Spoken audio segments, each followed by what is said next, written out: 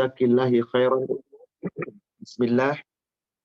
Assalamualaikum warahmatullahi wabarakatuh. Innal hamdalillah nahmaduhu wa nasta'inuhu wa nastaghfiruh wa na'udzu billahi min syururi anfusina wa sayyiati a'malina. May yahdihillahu fala mudhillalah wa may yudlil fala hadiyalah. Ashhadu an la ilaha illallah wahdahu la syarikalah wa anna Muhammadan abduhu wa rasuluhu la nabiyya ba'da. Allahumma salli wa sallim wa barik ala Muhammadin wa ala alihi wa ashabihi ajma'in wa man tabi'ahum bi ihsan ila yaumiddin amma ba'd. Ya ayyuhalladzina amanu taqullaha haqqa tuqatih wa la tamutunna illa wa antum muslimun. Ma'asyiral muslimat rahimani wa rahimakumullah. Ibu jamaah Majelis Soleha Singapura dan Jakarta yang semoga dirahmati Allah, dan yang siapapun para jamaah yang ikut bergabung pada kajian kita di pagi hari ini, alhamdulillah kita kembali dipertemukan oleh Allah Subhanahu wa taala, yang insya Allah kita akan melanjutkan tentang kajian berkaitan dengan ilmu waris atau faraid, di mana di sesi pertama yang telah lalu kita sudah membahas rumus-rumus atau hitungan-hitungan dari besaran-besaran hak orang-orang yang berhak menerima waris. Berapa anak laki-laki, berapa anak perempuan, berapa orang tua, bapak dan ibu, berapa suami, berapa istri. Semuanya sudah kita bahas, dan inilah salah satu patokan rumus dasar daripada waris. Insya Allah, semoga para jamaah masih ingat rumus dasarnya, bagian-bagiannya, yang insya Allah kita akan melanjutkan sesi kedua ini terkait dengan cara menyelesaikan hukum waris yang paling sederhana. Salawat serta salam semoga terlimpahkan, tercurahkan kepada Nabi kita, Rasulullah Muhammad sallallahu alaihi wasallam. Semoga tercurah kepada seluruh keluarga, sahabat, dan seluruh pengikutnya hingga yaumil akhir. Cara menyelesaikan hukum waris paling sederhana adalah apabila ashabul furus, orang-orang yang berhak menerima waris, dan itu adalah zawil kurba, kerabat dekat ada, maka sederhana penyelesaiannya, mudah penyelesaiannya. Siapakah zawil kurba yang termasuk ashabul furus? Zawil kurba itu kerabat yang dekat, paling dekat. Ashabul furus adalah orang yang berhak menerima waris, mutlak. Jadi Bapak Ibu perhatikan saja. Pelaku waris adalah suami dan istri. Inilah orang yang memberi waris. Bisa suami yang meninggal, bisa istri yang meninggal. Kemudian penerima waris itu adalah salah satu dari pasangan ini, kemudian ke atas. Orang tua, bapak dan ibu dari yang meninggal, kemudian ke bawah. Anak-anak dari yang meninggal atau anak-anak keduanya. Maka jika ahli waris itu bapak, ibu ada, anak-anak ada, suami atau istri salah satunya ada, sudah seluruh harta waris itu habis untuk mereka tanpa sisa. Jika anak-anak itu ada anak laki-laki, maka ibu, sepanjang masih ada anak laki-laki sebagai ahli waris, seluruh harta waris itu akan habis, selesai, tidak menyisakan apa-apa. Maka seluruh yang lainnya tidak perlu diperhatikan. Dalam arti kata, tidak mendapat hak waris. Kakak si mayit, saudara si mayit, om si mayit, ponakan mayit, semuanya saudara kandungnya yang laki-laki, yang perempuan, nggak dapat apa-apa. Sepanjang ke bawah ada anak laki-laki, ke atas ada bapak, maka semuanya putus.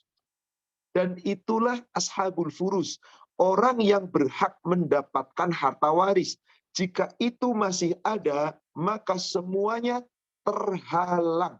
Secara bahasa syar'inya terhijab. Dihalangi, dihijab. Oleh siapa? Anak laki-laki. Contoh sederhana. Si A, si B, suami istri. Menikah. Dari awal, menikah dari sejak perjaka dan gadis. Tidak membawa anak apapun. Maka si A dan si B inilah pasangan yang sah, yang pastinya A dan B punya orang tua. A punya bapak dan ibu, B punya bapak dan ibu, A dan B bersama-sama punya anak-anak kandung. Anak laki-laki maupun anak perempuan. Jika A dan B salah satunya meninggal, masih ada di bawah itu anak laki-laki, meskipun nggak ada anak perempuan, yang penting ada anak laki-laki, atau ada anak laki-laki dan perempuan, maka seluruh waris dari A dan B, setelah diberikan kepada bagiannya dari A atau B, tergantung siapa yang meninggal, maka si anak laki-laki dan anak yang bersama anak laki-laki menghabiskan seluruh harta waris. Mari kita hitung-hitungan sederhana. A, seorang laki-laki, B, seorang wanita menikah. A dan B suami istri. A punya anak laki-laki 1 dan perempuan 1. Masih ingat Ibu, secara sederhana gimana cara baginya? A meninggal, berarti masih ada istri. Maka istri harus dapat bagian waris. Masih ingat Ibu, berapa harta bagian warisan istri ketika masih ada anak? Monggo, berapa untuk mereview pelajaran kita yang telah lalu? 8 ya Ustaz? 1/8. Kenapa? Karena punya anak. Andai kata si A sebagai suami yang meninggal, dan si B sebagai istri yang ditinggal mati suami, tidak punya anak,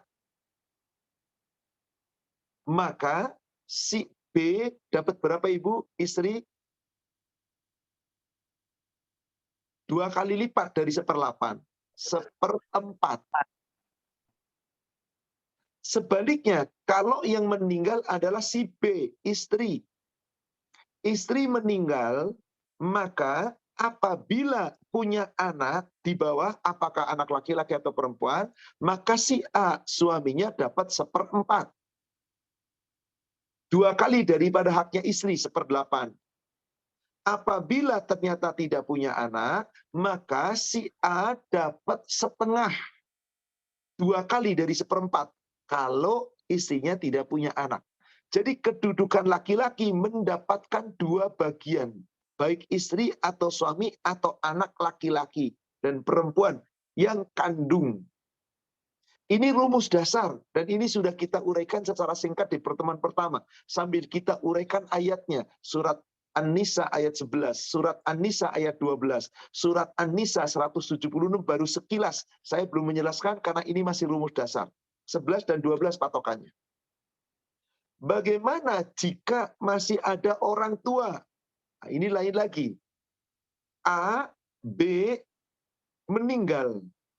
Saat A, suami meninggal, maka lihat, siapa yang mendapatkan warisan Ibu?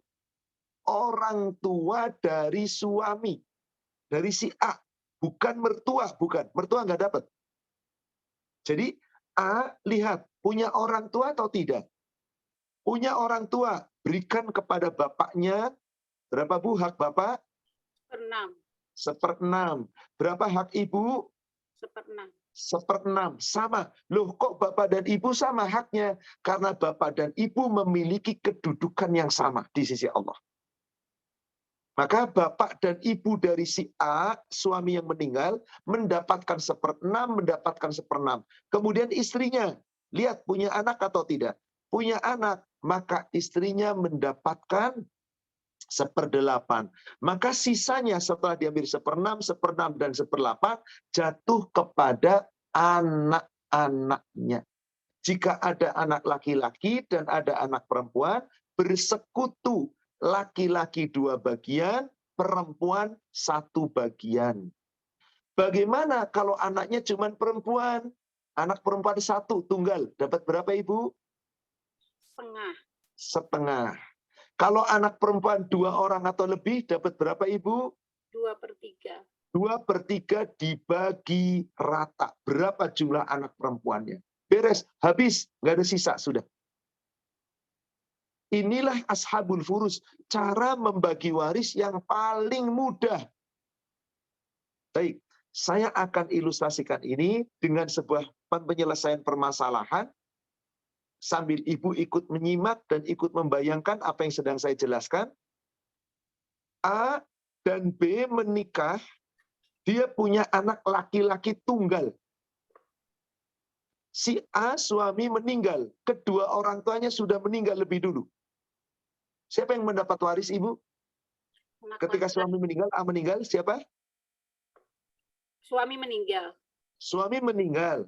Dia tidak punya punya istri B. Dan suami meninggal, kedua orang tuanya sudah meninggal semuanya. Tinggal satu-satunya anak laki-laki. Bagaimana cara baginya? Istri 1/8, semua Istri seperlapan. sisanya semuanya untuk anak laki-laki. Subhanallah. Mumtaz. Excellent Ibu, benar. Mudah, sangat mudah. Istri 1/8, 7/8, sisa seluruhnya anak laki-laki. Kenapa? Karena anak laki-laki tunggal itu adalah asobah murni ma'al ghaib. Asobah yang tidak dihalangi oleh siapapun. Dia akan menghabiskan seluruh harta waris. Beres. Sekarang, kalau tadi istrinya dapat 1/8, anaknya ternyata ada anak laki-laki 1 dan perempuan 1. Bagaimana Ibu? Suaminya meninggal. Suami meninggal, istrinya masih hidup, anaknya 2 orang, laki-laki dan perempuan. Bagaimana ini Umum? Ibu 1/8, 1/8. laki-laki. Jangan ibu, Istri. istri. Istri Istri 1/8, 1/8, terus anak perempuan setengahnya bagian dari laki-laki. setengah bagian dari laki-laki, atau laki-laki 2 bagian dari anak perempuan. Dari harta yang mana, Bu? Dari sisa setelah diambil istri. Ya, berarti tinggal sisa 7/8, maka 7/8 itu dibagi 3, karena anak laki-laki 2 bagian, anak perempuan 1 bagian, maka ada 3 bagian, 7/8 bagi 3, yang laki-laki 2 bagian, perempuan 1 bagian. Selesai. Inilah rumus yang paling praktis. Dan wajib kita mengetahui dulu ini, rumus dasar ini. Agar nanti ketika ada pengembangannya, kita sudah bisa paham.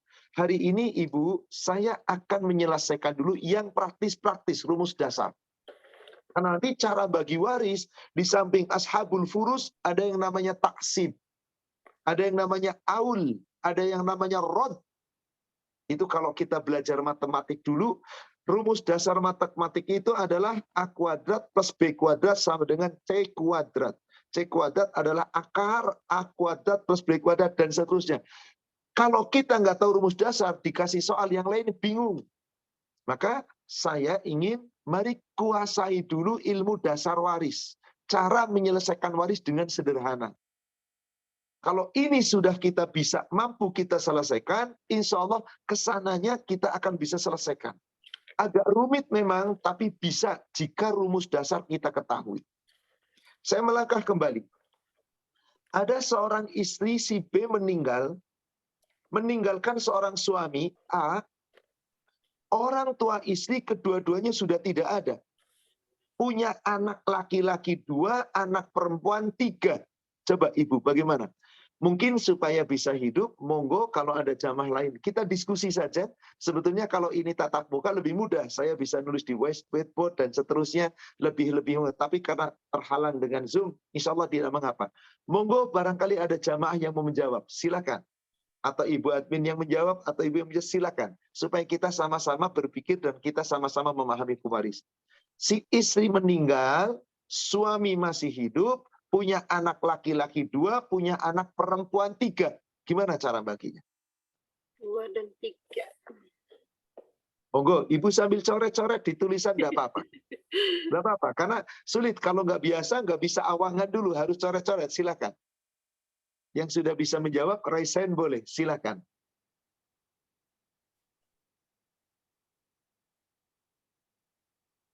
Atau ibu lagi yang menjawab, monggo. Lagi Nggak ngitung. apa-apa. Gimana ibu? Bentar.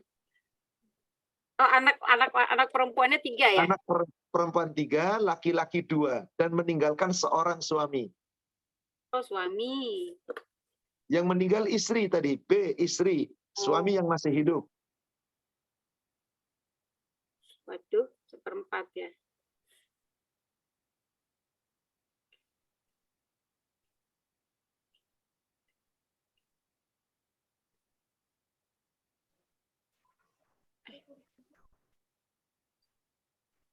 Suami 1/4, sisanya 3/4. Sisanya 3/4. Bagaimana cara pembagian 3/4-nya? Laki-laki kan 2 orang, jadi 4 bagian. Perempuan 3, jadi 7 bagian. 7 3/4 bagian. ini dibagi 7. Dibagi 7. Ya, dibagi 7 dulu. Jadi 7. nanti ketahuan kan ada berapanya gitu. Oke, berarti setelah dibagi 7, laki-lakinya berapa? 2 bagian. Ya. Dan perempuannya 1 bagian. Tepat, insya Allah. Untuk mempermudah, hartanya 800 juta. Berapa hak suami berarti? 400 juta 1/4 lah. 1/4 berarti berapa? 200. 200 juta. Sisanya berapa? Sisanya 600. 600 juta. 600 juta tadi dibagi berapa? Bagi 7. 7. Katakanlah 90 juta per bagian. Ya. Berarti yang laki-laki 180 juta. Oh iya, 170 juta, 180 juta, yang perempuan 90 juta. 90. Kira-kira seperti itu. Intinya posisi anak laki-laki selalu mendapat 2 bagian. Selalu mendapat 2 bagian dari anak perempuan. Tapi kalau itu anaknya laki-laki tunggal, maka 3/4 seluruhnya untuk laki-laki tunggal. Kalau laki-laki jumlahnya lebih dari 1, maka 3/4 dibagi seluruh laki-laki. Berapa banyak jumlahnya? Dibagi rata. Dibagi rata. Inilah cara menghitung yang paling praktis. Jadi Bapak Ibu, kalau ada seseorang meninggal, lihat siapa yang meninggal. Suamikah? Istrikah? Berarti yang dilihat dapat bagian adalah pasangannya dulu yang ditinggalkan. Lalu lihat ke bawah, punya anak, maka yang dapat bagian adalah anaknya. Jika anak itu laki-laki, baik itu sendiri, tunggal, atau banyak, atau bersarikat dengan perempuan, maka sisa harta waris habis. Seluruhnya nggak usah dilihat. Terhijab, terhalang. Saudara kandung dari yang meninggalnya, omnya, tantenya, semuanya. Kecuali kalau masih ada orang tua. Siapa orang tua? Orang tua kandung, bapak dan ibunya. Baik, dari rumus dasar saya kembangkan sedikit tadi kepada ada orang tua, sudah saya sampaikan di awal, saya sekarang buat soalnya ada orang tua. Si A dan B suami, B istri meninggal. Si istri masih punya seorang tua, ayah, satu orang, ayah. Dan si ayah ini ketika telah ditinggal mati oleh istrinya, menikah lagi dengan istri sambung. Jadi isi sambung itu terhadap si B apa? Apa namanya? Ibu tiri. Ibu tiri. Jadi si B meninggal, punya bapak kandung dan punya ibu tiri. Punya anak laki-laki 2. Ya. Maaf, Ustaz, yang meninggal tadi siapa? Istri apa? Suami? Suami meninggal. Oh, suami. Bukan Bu, istri meninggal. Istri meninggal, dia punya bapak kandung dan ibu tiri. Karena bapaknya menikah lagi. Kemudian si istri yang meninggal ini masih meninggalkan seorang suami. Satu suami tentu saja A. Lalu punya anak laki-laki 2. Gimana cara baginya Ibu? Ini masih sederhana, insya Allah masih sederhana. Suaminya masih hidup kan, Bapak? Suaminya masih hidup. Jadi suaminya masih hidup, anaknya laki-laki 2. Oh, laki-laki saja. Laki-laki 2. Gimana cara baginya? Si suami 1/4. Suami 1/4. Terus si ibu bapaknya 1/6. 1/6. Terus? Kayaknya Ibu Tiri nggak dapat ya Ustadz ya? Nggak dapat. Kenapa Ibu Tiri nggak dapat? Karena bukan ibu ini dilihat dari nasab kan, dari keturunan, dia bukan ibu asli. Karena tidak punya hubungan darah. Darah, iya. Baru setelah dikurang 1/4 dan 1/6 baru anak-anaknya. Laki-laki sisanya dibagi 2. Dibagi berapa? Bagi 2, karena anak laki-lakinya 2. Tepat, karena anaknya 2 laki-laki semua. Dihabiskan. Nah, contohnya, misalkan, karena di situ ada 1/4 dan ada 1/6, maka penyebutnya berbeda, disamakan. Benar. Yang paling mendekati adalah 12. 12 ya. 1/4 berarti 3/12. 3/12. Kemudian 1/6 berarti 2/12. Berarti ada 5/12. Iya. Andai kata hartanya adalah 1,2 miliar, maka si suami mendapatkan berapa? 5. Seberapa? 3. Kan 1/4 tadi. Ya. 1/4 kan jadi 3/12. 1,2 kali 3. 3,6. 1,2 miliar, Ustaz. Hartanya 1,2 miliar. Oh. Laki-laki mendapatkan 3/12 kan jadinya kan? Jadi Iya. berapa? 300 juta. 300 laki-laki. Kemudian suaminya. Kemudian bapaknya berapa? 200. 200 juta. Sisanya berapa? 700 juta. Dibagi berapa? Bagi 2. 2 laki-laki, karena sama laki-laki. Iya. Beres. Ini rumus dasar Ibu. Jika Ibu menguasai rumus dasar ini, insya Allah mudah. Benar, saya yakin. Dan ini diulang-ulang rumus dasar ini. Sepanjang, jangan dilihat yang lain. Pokoknya yang dilihat adalah pasangan dari suami istri yang ditinggalkan tadi siapa adanya, apakah istrinya, apakah suaminya, ke bawah anak-anaknya, lihat ada anak laki-laki atau tidak. Jika ada anak laki-laki, beres semuanya, dihabiskan semuanya untuk anak, laki-laki bersama perempuannya, atau laki-laki saja, ke atas ada bapak ibu atau tidak. Jika ada bapak dan ibu, bapaknya dapat, ibunya dapat. Jadi Ustaz, kuncinya jika suami istri salah satu meninggal, kuncinya itu di harta itu dikurangi pasangan atau orang tua gitu dulu ya. Dikurangi dulu oleh pasangan, kemudian dikurangi untuk orang tua. Sisanya ya. Untuk anak. Sisanya untuk anak. Tepat, seperti itu caranya. Sampai sini, maaf, karena ini nggak mungkin pertanyaan itu dikumpulkan di bagian ujung. Jadi setelah ilustrasi sederhana ini, saya lempar ke audien kepada para peserta Ibu Soleha Jamaah Soleha Singapura maupun Jakarta. Monggo, ada yang mau bertanya tentang rumus sederhana ini? Silakan. Nanti saya akan melangkah lebih nggak rumit, nggak insya Allah, tapi agak sedikit lebih sulit sedikit dibandingkan rumus sederhana ini. Ada yang mau bertanya? Silakan. Ustadz mau tanya, Afwan, kalau Silakan. misalnya seorang suami meninggal, ya. tapi ibu dan bapaknya masih ada, itu apa ibunya saja yang dapat atau bapaknya saja yang dapat atau keduanya? Keduanya, Ibu. Keduanya. Coba Ibu buka surat 4 ayat 11, ayat 12. Maaf, ayat 11. Di bagian tengah-tengah. Surat berapa Ustadz? Surat 4 ayat 12 bagian tengah-tengah. Ayat 12. Sebentar Ibu Afwan, ayat 11, ayat 11. Oke. Bismillahirrahmanirrahim. Dari awal saya baca apa tengahnya yang bagian aja, Bu, tengahnya aja. Oke. Dan untuk kedua ibu bapak bagian masing-masing 1/6 dari harta yang ditinggalkan. Bagi masing-masing. Masing-masing. Masing-masing, berarti bapaknya dapat, ibunya dapat. Wali abawaihi, dan bagi kedua orang tua dari orang yang mati tadi, baik itu suami atau istri, likulli wahidin minhuma as-sudus. Tiap-tiap seorang dari keduanya mendapatkan 1/6. Jadi dapat 1/6 Ibu.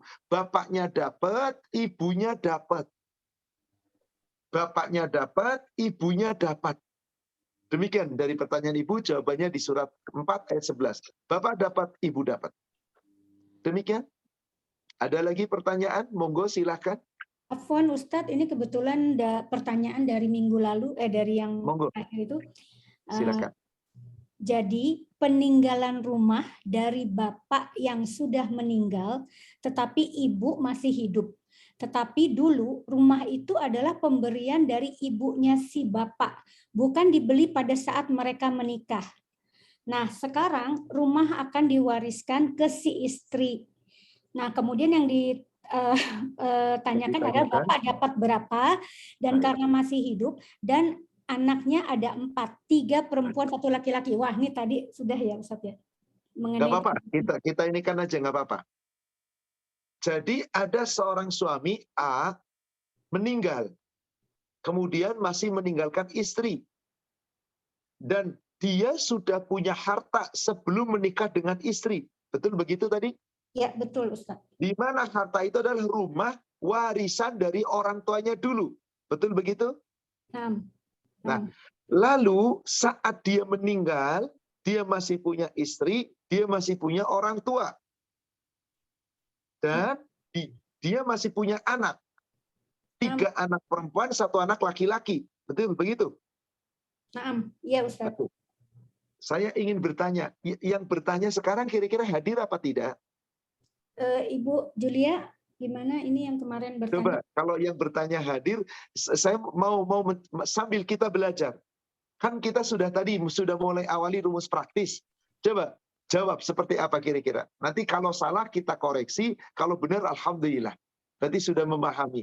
Monggo. Afwan Ustaz, Ya. Fulana tidak mau di ini. Iya, karena yang tidak mau dia nggak dijawab. mau tanya. Baik, kalau begitu saya minta salah satu jamaah ada yang mau jawab, monggo. Ada yang mau jawab? Pertanyaannya itu ya. Pertanyaannya adalah suami meninggal, dia meninggalkan harta, nggak usah disebut rumah warisan, harta aja deh. Meninggalkan harta, masih punya istri, 2 orang tua masih hidup, ada anak 1 laki-laki dan 3 anak perempuan. 4 anak, 1 laki-laki, 3 perempuan. Silakan, monggo yang mau jawab. Istri 1/8.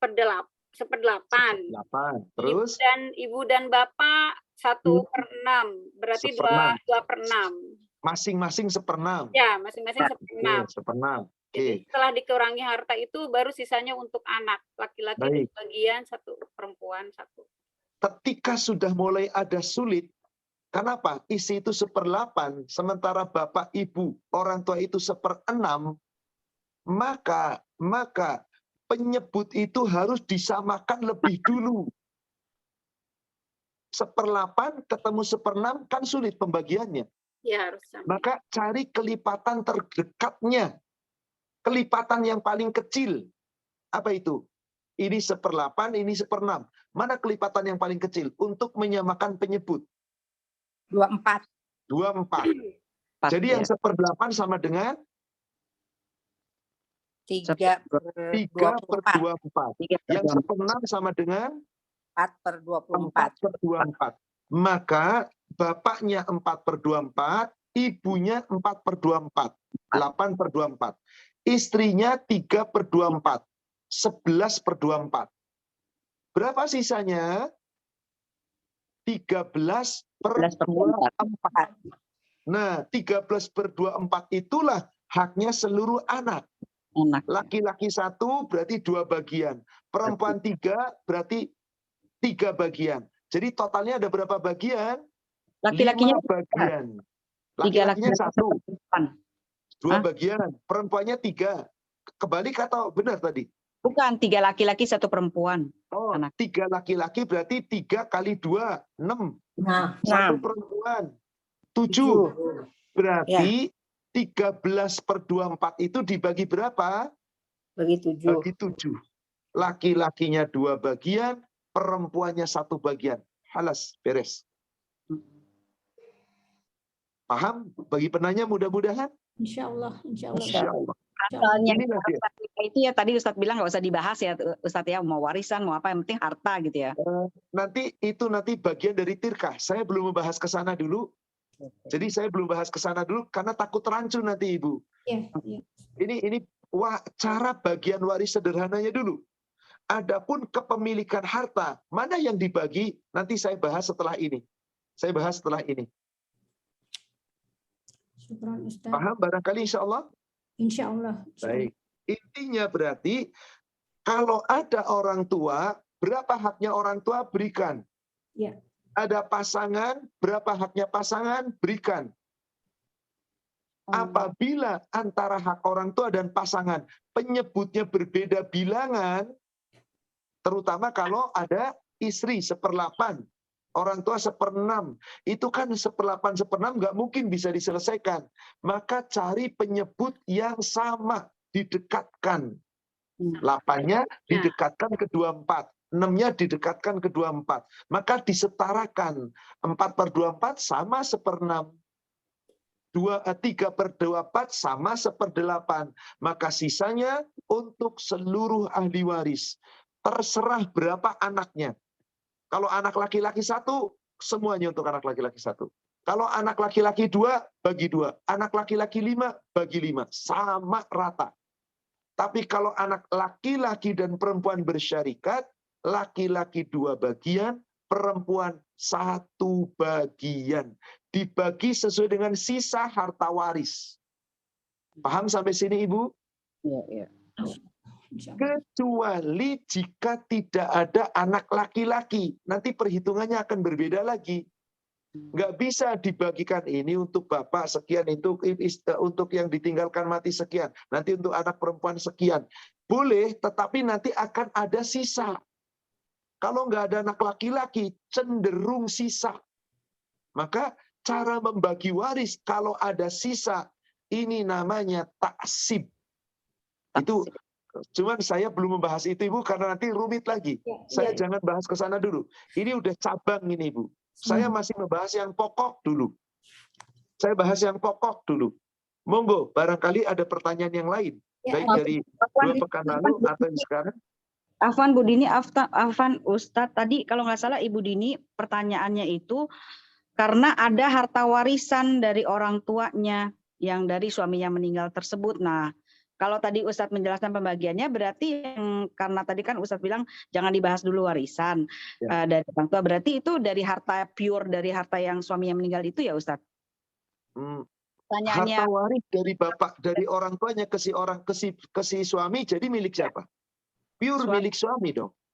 Berarti harta yang didapatkan bersama-sama berikut dengan harta warisan si suami kan? Atau gini deh, karena memang ini kalau pembagian waris pasti menyangkut kepada berapa harta yang dibagi kan? Saya kalau gitu saya dahulukan dulu deh. Saya rubah sekarang. Bagaimana cara menentukan harta yang dijadikan patokan waris? Ini dulu kalau gitu. Tentang harta kepemilikan. Ibu, maaf. Di dalam Islam tidak ada mengenal gonogini. Nggak berlaku gonogini dalam Islam. Gonogini itu adalah adanya pemilikan harta yang dimiliki masing-masing suami dan istri. Kalau orang Jawa bilang itu Bu, gonogini itu negatif konotasinya Bu, rebutan. Ini punya saya, ini punya kamu, ini punya saya, ini punya kamu. Maka di dalam Islam, apabila ada perjanjian harta gonogini sebelum terjadi pernikahan, sah pernikahannya, tapi perjanjian seperti itu di hadapan Allah batil. Rusak. Kenapa? Maaf, contoh sederhana. A, seorang laki-laki. B, seorang perempuan. Mau nikah. Lalu A punya pekerjaan dan penghasilan sendiri. B punya pekerjaan dan penghasilan sendiri. A pakai notaris, pengacara. B pakai notaris, pengacara. Kedua-duanya sepakat menikah. Lalu membuat perjanjian harta gonogini di saat belum nikah. Perjanjian pranikah. Kan namanya perjanjian sebelum nikah, pranikah kan? Yeah. Didatangi di depan notaris masing-masing, pengacara masing-masing, A dan B bersepakat akan menikah, tapi dengan catatan ada perjanjian pranikah, kata suami, hartaku sebelum nikah kami memiliki A, B, C, D, E, F, dan seterusnya. Si istri juga, hartaku sebelum nikah memiliki ini dan seterusnya. Maka nanti harta bawaan kami masing-masing, ini tetap milik kami masing-masing. Begitu sudah menikah, maka harta kami dibagi menjadi 2. Maka harta kami masing-masing, nanti masing-masing punya harta, plus harta kebersamaan sepanjang nikah dibagi 2. Kenapa harus diurus perjanjian pranikah? Biar nanti kalau terjadi perceraian nggak ribut. Ini nikah belum udah ngomongin mau cerai nanti. Kan aneh. Maaf, coba Bapak Ibu jamaah sekalian, gimana sih perjanjian pranikah itu rata-rata? Silakan. Mohon maaf, barangkali ada jamaah yang memiliki perjanjian pranikah. Coba kayak apa isinya? Itu melulu urusan harta. Kenapa harus diperjanjikan tentang harta sekarang ini? Dengan catatan tadi, supaya nanti kalau terjadi keributan dan perceraian, urusan harta sudah ditetapkan di depan. Jadi nggak gono gini lagi. Nikah belum sudah ngomong nanti kalau cerai. Kan aneh. Anda tuh menikah mau niat cerai atau niat sehidup semati, tidak dipisahkan. Bukankah Islam itu mengajarkan pernikahan itu tidak dipisahkan kecuali oleh maut? Coba lihat, orang lagi nikah. Biasanya penghulu doa, ya Allah kumpulkanlah mereka berdua sehidup semati, sebagaimana Adam dan Hawa, sebagaimana Yusuf dan Julaiha, sebagaimana Nabi Muhammad dan Aisyah Kubro, sebagai Ali dan Fatimah, yang nggak pernah dipisahkan kecuali mati. Didoakannya begitu, tapi ada perjanjian pranikah. Kalau supaya cerai nanti aman. Kan aneh, itu sesuatu yang kontradiksi. Tapi Ustadz, kalau perjanjian pranikah itu berkaitan dengan harta, yang perjanjian itu mau ditulis, mau nggak ditulis, tapi untuk kebersamaan gimana Ustadz? Contoh, A dan B sebelum menikah ada perjanjian. Terserah ditulis atau tidak. Mas, kita konsekuen, kita komitmen. Harta yang Mas bawa, harta yang aku bawa, kalau kita menikah, persatukan dan menjadi harta milik bersama. Setuju? Setuju. Dah nggak usah ribut tentang harta. Saya komitmen sebagai suami. Saya cari nafkah. Saya tanggung jawab rumah tangga. Harta yang saya miliki, ini milik kita bersama. Istriku, meskipun engkau tidak bekerja dan engkau membawa pula harta, ikhlaskah hartamu bersama-sama dipersatukan dengan hartaku? Kalau kamu ikhlas, aku setuju. Kalau kamu nggak ikhlas, harta milikmu, wahai istri, tetap milikmu. Karena engkau setelah jadi istriku, tanggung jawabku. Wih, ini kalau ada suami begini luar biasa. Ini suami yang ngerti agama. Gak arogan tentang harta. Gak ingin menguasai harta. Karena bagaimanapun istri itu belahan jiwanya. Sehidup semati dengannya. Yang mengurus dia, yang memberi nafkah. Tapi Ustadz, suaminya nafkahnya nggak terlalu full Ustadz. Bahkan penghasilannya lebih kecil daripada istri. Tidak ada masalah dalam Islam. Cari solusi, yang penting bukan untuk menguasai harta. Maka ibu, jamaah sekalian yang semoga dirahmati Allah, di dalam Islam itu berlaku tirkah. Tirkah itu nggak perlu pakai perjanjian pranikah. Sudah secara otomatis sejak Anda menikah. Cara pertama, tirkah itu. Istri bekerja, punya penghasilan, maka hasil penghasilan istri, kemudian hasil penghasilan suami, masing-masing miliknya, ditabung di tabungannya, tidak dipersatukan. Halal. Dalam Islam, halal. Tapi nggak perlu pakai perjanjian pranikah. Dalam Islam, ini namanya tirkah. Coba ibu buka surat An-Nisa ayat 32.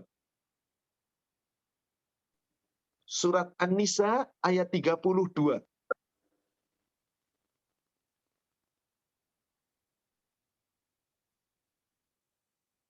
Bismillahirrahmanirrahim.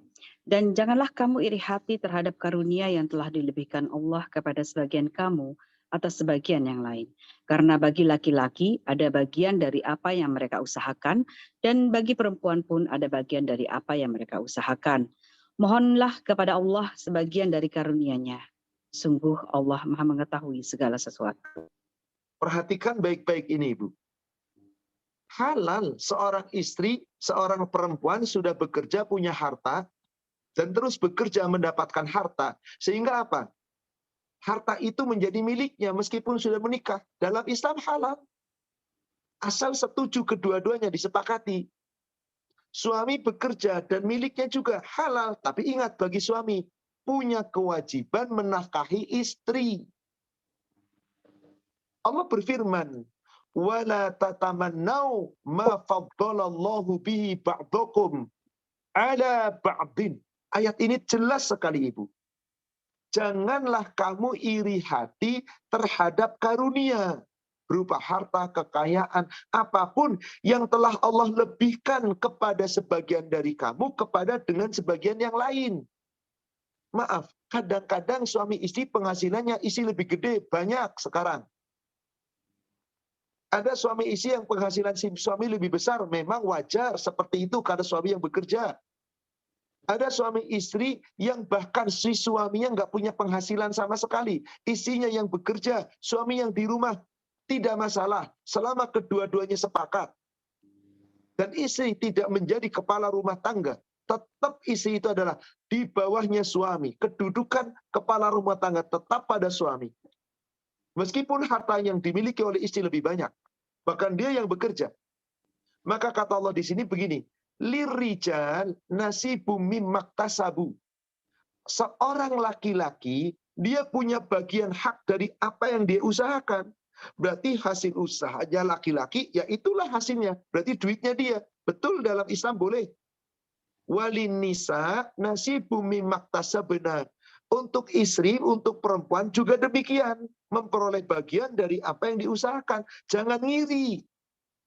Wahai istri, ketika suaminya gajinya besar banget, penghasilannya besar banget. Ibu cuman kecil. Enak banget mas, kamu pengharapannya gede. Nggak usah ngiri. Sama ketika istrinya yang penghasilannya lebih besar. Suami nggak usah ngomong. Enak bener istriku, kamu lebih kaya dari saya, lebih besar. Nggak usah ngiri. Ini semuanya dari Allah. Was'alullah min fadlih. Mintalah kepada Allah karunia-Nya. Innallaha kana bikulli syai'in alima. Sesungguhnya Allah itu maha kuasa atas segala sesuatu. Maha mengetahui atas segala sesuatu.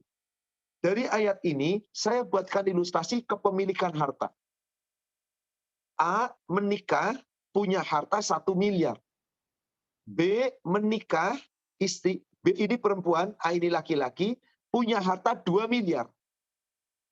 Maka 1 miliar harta bawaannya A, milik A. 2 miliar harta bawaannya B, milik B. Meskipun dia sudah menikah. Boleh dalam Islam, halal. Tapi maaf sekali lagi, nggak ada perjanjian pranikah ngomongin harta. Ini kesepakatan dari hati. Bersatu dalam pernikahan karena Allah. Saling mencintai dan berbagi harta karena Allah. Tapi sepakat. Suami istri mengatakan, Dek, nanti kalau kita menikah, hartaku punya 1 miliar, tetap aku tabung menjadi milikku ya. Kamu punya berapa? 2 miliar. Silahkan kamu tabung menjadi milikmu. Halal, beres. Nggak usah pakai notaris, nggak usah pengacara, nggak usah pakai surat. Sudah kesepakatan ikhlas. Ustadz, nanti kalau khianat di belakang, nah inilah dia. Kalau khianat berarti bukan seorang muslim. Dia ngaku Islam tapi khianat, munafik. Maka perjanjian itu dengan ikhlas sepenuh hati. Pernikahan itu adalah perjanjian keikhlasan dengan landasan iman dalam hati. Bukan untuk gono gini rebutan harta. Maka tadi, oke, sudah. Ini 1 miliar, ini 2 miliar. Tabung di tempat masing-masing, halal. Begitu menikah, si suami istri tetap memutuskan, tetap bekerja. Istrinya bekerja, suaminya bekerja, halal. Suaminya punya gaji 50 juta per bulan. Istrinya punya gaji 100 juta per bulan. Halal. 100 juta miliknya istri, 50 juta milik suami. Tapi ingat, wahai suami, Anda adalah qawwam. Apa yang dimaksud qawwam? Coba Ibu baca An-Nisa ayat 34. Di bagian awal saja, Bu.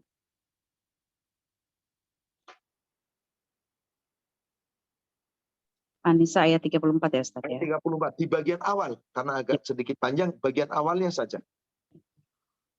Bentar, Ustaz. Bismillahirrahmanirrahim. Laki-laki suami itu pelindung bagi perempuan atau istri karena Allah telah melebihkan sebagian mereka laki-laki atas sebagian yang lain perempuan. Dan karena mereka laki-laki telah memberikan nafkah dari hartanya. Sampai situ Baik, Ustaz? sampai sini Bu. Cukup. Baik. Meskipun si istri gajinya 100 juta, penghasilannya 100 juta per bulan. milik istri. Si istri punya harta bawaan 2 miliar, milik istri. Suami punya bawaan 1 miliar, milik suami. Punya penghasilan 50 juta, milik suami.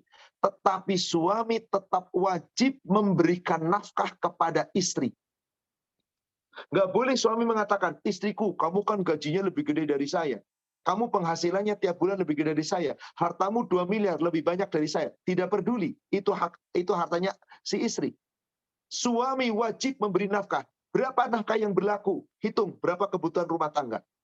Kebutuhan rumah tangga 1 bulan 10 juta, berikan. Berapa kebutuhan anak sekolah? Kebutuhan anak sekolah 10 juta, kasih 10 juta, 20 juta. Kebutuhan apa? Untuk cadangan ini itu 5 juta, kasih 5 juta. 25 juta wajib suami memberikan pada istri. Maaf, ini ilustrasi ya Bapak Ibu ya. Besaran ini saya hanya ilustrasikan saja. Maka 25 juta itu bukan tanggungan istri, tanggungan suami. Ini secara hukum Islam. Halal, halal. Maka saat nanti suami meninggal, mana harta yang dibagi waris? Hartanya suami. 1 miliar harta bawaan, punya gaji 50 juta yang dia bisa tabung terusnya, silahkan. Adapun hartanya istri yang 2 miliar bawaan, yang punya penghasilan 100 juta per bulan dan seterusnya, maka itu hartanya istri. Saat suami meninggal, mana yang dibagi? Yang hartanya suami, yang istri jangan. Jadi istri dapat 1/8 dari mana? Dari hartanya suami. Sementara kalau suami meninggal, dari hartanya istri. Subhanallah. Jadi mohon maaf, perjanjian pranikah, maaf tadi saya lihat di chat, Ustadz perjanjian, cuman sempat ke hilang, cuman terbaca. Ustadz sebetulnya untuk antisipasi, coba bisa dibaca tadi chat yang terakhir terbaca, sekilas saya baca. Silakan Bu Dini. Monggo. Fitri tolong bacakan aja nggak apa-apa Fitri, bukan Oke, pertanyaan baik. ini. Baik. Pertanyaan terakhir itu, sepanjang pengetahuan saya, perjanjian pranikah tidak hanya untuk urusan cerai, tetapi juga antisipasi ketika salah satu pasangan meninggal dunia, terutama dari beban hutang yang ditinggalkan pasangan yang meninggal. Itu statement dari Ibu Lintang Rimadani dari Singapura. Boleh, silahkan. Argumen itu boleh. Kalau seandainya argumen itu untuk urusan nanti kalau meninggal, nggak perlu pakai perjanjian pranikah, nggak ada masalah. Kenapa? Karena dipisahkan dengan perceraian meninggal. Dan lebih prepare perjanjian pranikah itu, maaf Bapak Ibu, kebanyakan takut kalau cerai biar nggak gono gini. Maaf, kalau meninggal ada gono gini nggak? Bagaimana gono gini? Oh, meninggal kok. Perceraian yang gono gini itu nggak ada statusnya, meninggal itu gono gini itu nggak ada. Kenapa? Karena kalau meninggal otomatis semua harta menjadi hak waris. Harta suami yang meninggal, semua suaminya hartanya akan jatuh kepada istrinya dan anak-anaknya. Istrinya meninggal, semuanya jatuh. Hutang-hutang bagaimana? Lunasi semuanya sebelum dibagi waris. Lunasi semuanya. Jadi argumen sepengetahuan saya, harta perjanjian pranikah bukan hanya urusan harta untuk perceraian, tapi untuk meninggal. Nggak ada masalah. Tapi logika, kalau berpisah dengan kematian meninggal, apa yang mau diributkan? Sudah otomatis jatuhnya kepada ahli waris kan? Mohon maaf. Suami ibu meninggal. Kira-kira ibu ada gono gini nggak dengan suami? Nggak mungkin ada gono gini. Otomatis semua harta itu jatuh kepada ibu dan anak-anak sebagai ahli waris. Ibu yang meninggal, apakah mungkin suami ibu nuntut gono gini? Enggak. Jadi kalau perjanjian pranikah itu ada kalimat andai kata kami bercerai, maka harta kami milik kami. Nah itu kata-kata bercerai. Kalau tidak ada kata-kata bercerai, monggo silahkan. Karena kalau ada kata-kata bercerai, berarti belum nikah sudah mikirin kalau cerai. Padahal pernikahan itu jangan mikir cerai. Pernikahan itu langgeng. Apa doanya Rasul ketika ada orang selesai menikah? barakallahu laka wa baraka alaikuma wa jama'a bainakuma fi khair. Keberkahan Allah tercurah atasmu. Semoga keberkahan Allah selalu tercurah atas kamu berdua. Dan semoga kalian berdua dikumpulkan oleh Allah selalu berada dalam kebaikan. Nggak ada yang memisahkan kecuali maut. Dan inilah yang terjadi kebanyakan di antara para sahabat. Dan ini terjadi pada Rasul. Ada isinya Rasul dicerai? Enggak. Pernah Rasul menawarkan cerai. Kalau nuntut dunia, kata isinya enggak. Lebih baik kami tetap pilih Rasul. Karena dapat jaminan surga. Maka mereka semuanya, sampai Rasul wafat, enggak ada yang diceraikan oleh Rasul satupun. Nah, inilah dia saudara sekalian. Tapi mari kembali. Yang mau membuat perjanjian pranikah ya silahkan saja. Tapi Islam tidak mengajarkan demikian. Maka berlaku tirkah tadi. Pertama bagaimana tadi? Suami punya harta, silahkan milik suami. Istri punya harta, silahkan milik istri. Kemudian apalagi? Penghasilan selama pernikahan milik suami, silahkan milik suami. Penghasilan selama bekerja milik istri, silahkan milik istri. Tetapi si suami tetap wajib memberi nafkah rumah tangga kepada istri. Meskipun isi hartanya lebih banyak. Kenapa? Karena tadi surat An-Nisa ayat 34. Ar-rijalu qawwamuna 'alan nisa bima faddalallahu ba'dahum 'ala ba'din. Laki-laki tetap menjadi qawwam, penegak, penaung, pembimbing, pemberi nafkah, pemimpin, pengajar, pelindung untuk rumah tangga dari wanitanya. Kenapa? Karena Allah telah melebihkan laki-laki, pada umumnya laki-laki yang mencari nafkah. Wa bima anfaqu min amwalihim, sebab para laki-laki itu telah membagikan sebagian harta kepada istrinya untuk kebutuhan keluarganya. Ini cara pertama tirkah. Sekali lagi, dalam Islam halal. Bagaimana Ustadz kasusnya tadi? Seorang suami meninggal, dia punya harta, rumah warisan dari orang tuanya. Ya otomatis rumah warisan itu jelas milik suaminya, bukan milik istrinya. Karena suami yang meninggal, berarti bagaimana? Seluruh harta waris milik suami, untuk isinya 1/8, untuk kedua orang tuanya masing-masing 1/6, dari harta yang mana? Harta warisannya. Cuman saya agak sedikit rancu. Tadi dikatakan suami dapat waris dari orang tuanya. Lah pada saat meninggal katanya orang tuanya masih hidup.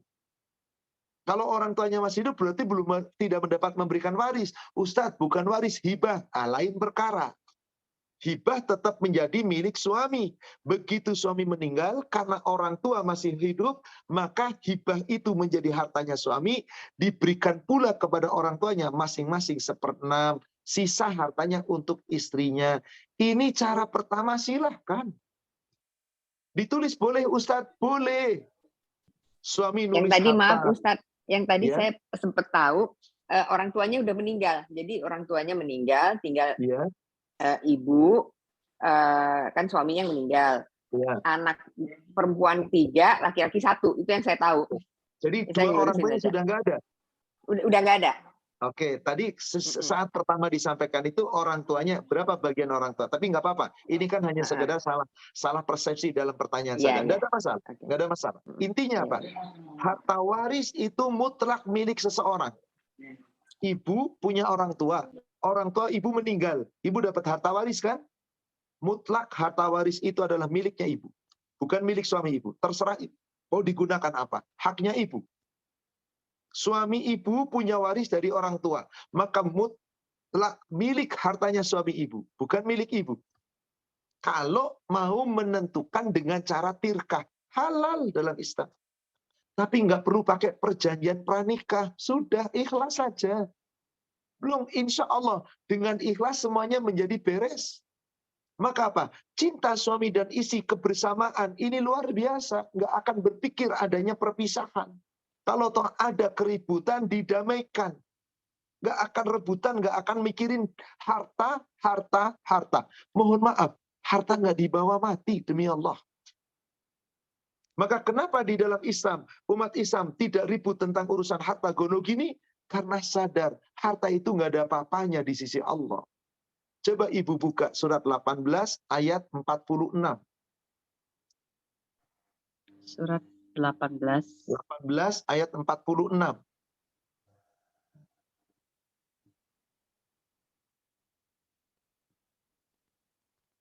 Bismillahirrahmanirrahim. Hingga ketika dia telah sampai di tempat matahari. 46 Ibu. 46, afwan Ustadz. 46. Bismillahirrahmanirrahim. Harta dan anak-anak adalah perhiasan kehidupan dunia. Tetapi amal kebajikan yang terus-menerus adalah lebih baik pahalanya di sisi Tuhanmu, serta lebih baik untuk menjadi harapan. Subhanallah. Allah mengingatkan ini loh Bu. Daripada Anda membuat perjanjian pranikah yang isinya adalah ngomong hartaku adalah ini itu, penghasilanku begini begitu, tanggung jawab suami nanti harus begini begitu. Sudahlah, bagaimana nanti hidup akan tenang kalau harta yang dipikir. Allah mengatakan, al-mal, harta-hartamu, wal banun, anak-anak keturunanmu, zinatul hayati dunia. Itu perhiasan dunia, itu hanyalah kenikmatan hidup dunia. Wal baqiyatus shalihat, amal soleh kamu, kebaikan kamu, kebajikan kamu yang kamu lakukan sepanjang hidup dalam berumah tangga, dalam berpribadi dimanapun, yang kamu lakukan terus-menerus, khairun inda rabbik, itu lebih baik di sisi Allah Rabbmu. Sawaban wa khairun amala, sebagai pengharapan yang lebih baik untuk harapan nanti yang dibawa mati ke yaumil akhir. Satu ayat lagi. Surat 28 ayat 60. Surat 28 ayat 60.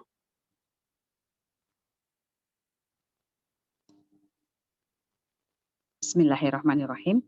Dan apa saja kekayaan, jabatan, keturunan yang diberikan kepada kamu, maka itu adalah kesenangan hidup duniawi dan perhiasannya. Sedang apa yang di sisi Allah adalah lebih baik dan lebih kekal. Tidakkah kamu mengerti? Subhanallah. Coba kita resapi ayat ini Bapak Ibu. Dalam berumah tangga, lebih baik kita jangan banyak urusan mikirin harta saja. Sudah itu ditinggalkan kok. Apa yang kita pikirkan? Bagaimana kita bisa beribadah dengan baik di dalam kehidupan rumah tangga itu. Dalam kehidupan rumah tangga itu. Ayo, itu yang kita pikirkan. Wa ma amwalukum. Apa saja yang wama utitu min syai'in, apa saja yang Allah berikan kepada kamu, harta, kekayaan, pangkat, kedudukan, jabatan, anak, keturunan, pasangan. Famata'ul hayati dunya wa zinatuha. Itu kenikmatan dunia, itu kehidupan dunia, keindahan dunia, dan itu hanyalah perhiasan sementara. Wa ma indallah, yang ada di sisi Allah, ketaatan, keikhlasan, amal soleh, ibadah, rumah tangga yang sakinah, mawaddah, warahmah, harmonis, yang senantiasa berpikir untuk bekal akhirat. Bukan nggak boleh pikir harta dunia, boleh. Tapi mari positif, ini bekal untuk akhirat. Itu khairun wa abqa, itu lebih baik dan lebih kekal. Afala taqilun, apa kamu tidak mau menggunakan akalmu? Apa kamu nggak ngerti bahwa hidupmu di dunia cuma sementara? Harta yang kamu rebutkan pun nggak kamu bawa mati. Mau dengan gono gini kayak apapun nggak dibawa mati. Tapi intinya begini Ibu, yang mau mengadakan perjanjian pranikah silahkan saja, nggak ada masalah. Tapi ingat, semua perbuatan kita, niat kita, isi hati kita, kan Allah tahu. Tapi Ustadz, sebetulnya perjanjian pranikah itu hanya untuk kebaikan bersama kok Ustadz. Monggo, silakan, silakan. Nggak ada masalah. Tapi ingat, semua perbuatan kita akan dimintai pertanggungjawaban. Maka mohon maaf, saya tidak sedang membahas tentang perjanjian itu. Saya hanya ingin membahas cara menentukan harta yang dibagi untuk waris. Cara pertama bagaimana? Milik suami, seisi milik isi, halal dalam Islam. Asal kesepakatan dengan ikhlas. Terserah mau ditertuangkan dalam perjanjian, terserah mau dengan komitmen bersama, terserah mau dengan perjanjian pranikah, monggo. Yang penting di dalam Islam membolehkan harta suami milik suami, harta istri milik suami, di dalam Islam halal. Tapi ingat, suami punya kewajiban memberi nafkah kepada istri. Itu cara pertama. Cara kedua, andai kata suami yang murni mencari nafkah, si istri tidak mencari nafkah. Dan ini kan mayoritas. Saya katakan mayoritas, kebanyakan. Kalau sudah bekerja, suami itu berhenti. Si istri mengatakan, suami mengatakan, kamu di rumah saja deh, anak-anak diurus, anak-anak pendidikannya diurus, aku rela yang menghidupi aku kok. Kalau seperti ini, halal, sepanjang keduanya pun ikhlas. Tapi wahai suami, andai kata istri itu di rumah tidak punya penghasilan, andai kata harta yang Anda cari adalah milik Anda, berarti istri Anda nggak punya harta apa-apa. Andai kata istri Anda meninggal, nggak ada harta yang dibagi waris. Istrinya nggak punya harta kok. Semuanya milik suami. Bagi dua Ustadz. Sebentar, yang bagi dua saya masih pending dulu. Ini kalau suami yang murni. Maka wahai suami, Anda bisa dengan cara seperti ini. Istriku, aku punya gaji 50 juta sebulan. Kebutuhan rumah tanggamu berapa totalnya? Seluruhnya 25 juta, Mas. Ini 25 juta kebutuhan rumah tangga. Ini 10 juta mutlak milikmu, simpen olehmu.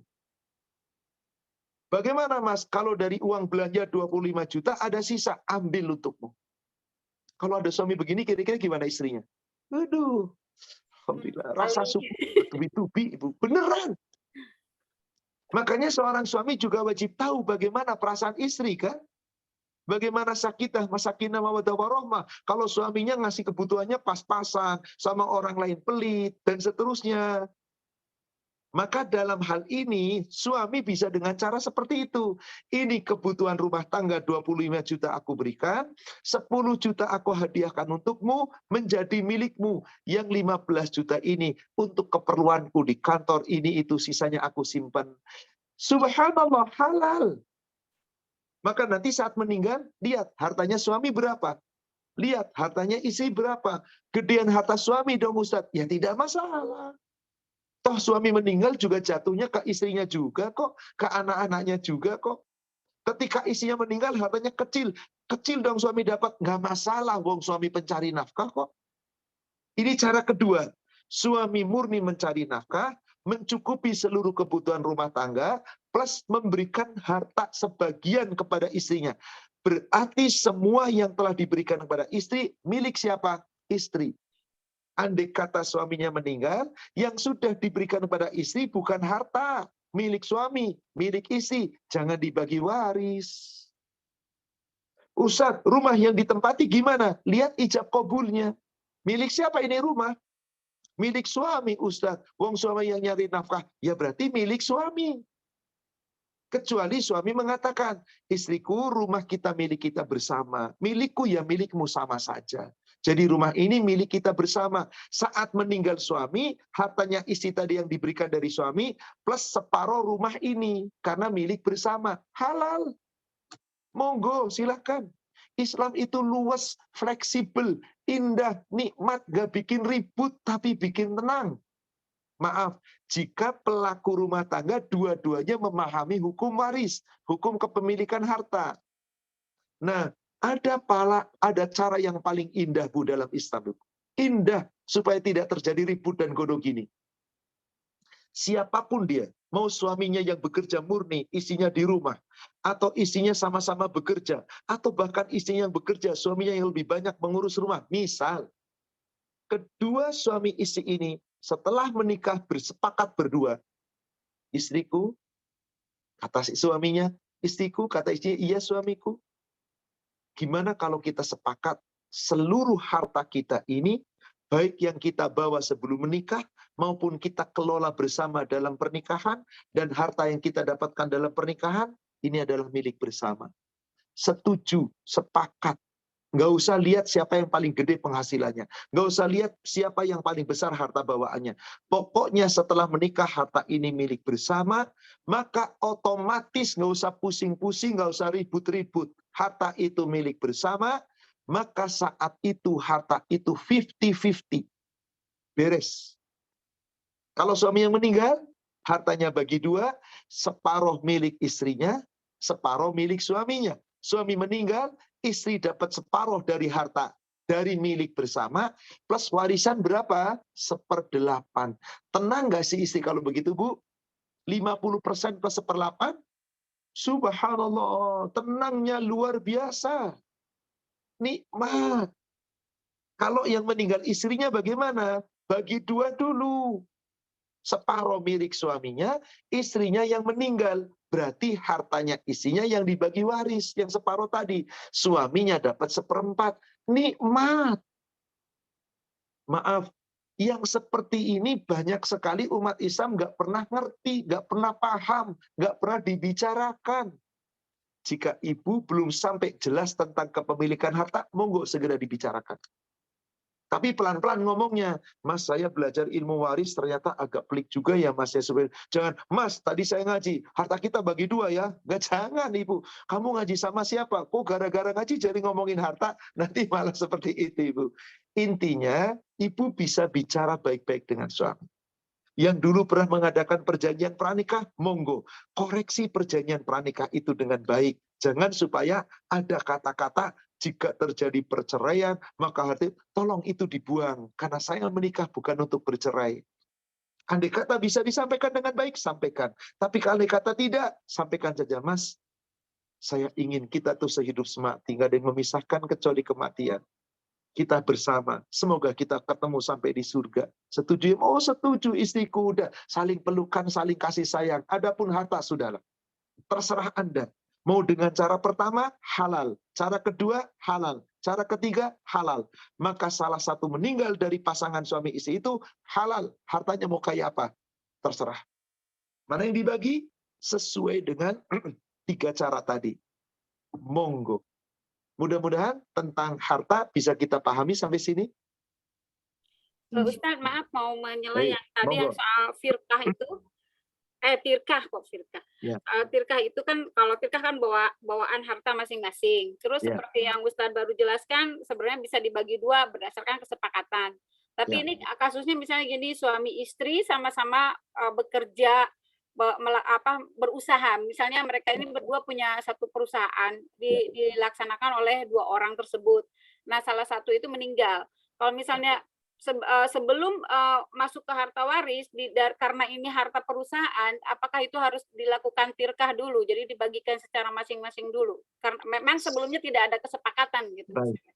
Meskipun sebelumnya tidak ada kesepakatan, andai kata dalam prakteknya usaha itu dikelola bersama suami istri, berarti suami punya saham, istri punya saham. Andai kata si istri, karena suami sudah meninggal nih, istri ikhlas. Saya sahamnya nggak sebesar suami saya yang pontang-panting, saya cuma mendukung. Memang saya dulu ngasih modal. Saya ikhlas, saya ngambil 40% aja deh, yang 60% suami, halal. Toh suami sudah nggak ada, ibu tinggal ngomong sama anak-anak, nak, ini perusahaan ini katakanlah nilai asetnya total 10 miliar. Ini sebetulnya milik bapak dan ibu, meskipun nggak ada perjanjian. Tetapi ibu juga ikut bersama-sama. Ibu ikhlas, ibu ngambil sahamnya 40% aja, atau 30% saja. Toh juga untuk anak-anak ibu juga pada akhirnya kan. Maka ibu ambil, berarti kalau ibu ngambil 30%, ibu 3 miliarnya. Ibu ngambil 40%, ibu 4 miliarnya. Saya pengen ini bagi 2, sama rata, 50%. Halal, ambil 50%. Berarti ketika suami meninggal, harta perusahaan itu yang 50% milik suami. Kemudian apa? Yang 50% milik istri, plus harta-harta yang lain. Maka saat meninggal itu, yang 50% aset perusahaan itulah yang dianggap sebagai warisan suami. Yang 50-nya milik istri. Ustadz, usahanya nggak mau dijual, pengen dilanjutkan. Lebih mudah lagi, nikmat, gampang. Katakan ke anak-anak, nak, usaha ini meskipun bapak sudah nggak ada, ibu insya Allah bisa melanjutkan. Ayo, siapa di antara kamu yang mau meneruskan usaha bapak dan ibu? Ayo ikut. Berarti karena ini usaha masih berjalan, ini adalah aset bapak dan ibu, kamu rela nggak, nak? Warisan itu dibagi dari harta-harta yang bisa dibagi, sedangkan perusahaan ini kita jalankan bersama-sama keluarga. Nanti ini milik bersama, halal. Maka setiap ada usaha, anak yang ikut bagian pasti dapat penghasilan lebih. Ada keuntungan, bagi rata seluruh harta waris kepada anak-anak yang ahli waris, halal. Kenapa? Bagi keuntungan tidak harus sesuai besaran waris, ibu. Laki-laki dan perempuan sama. Nanti saat misalkan ibu sudah sepuh, udah pengen selesai, nah gini ibu sudah sepuh, ibu udah nggak mampu lagi menjalankan usaha.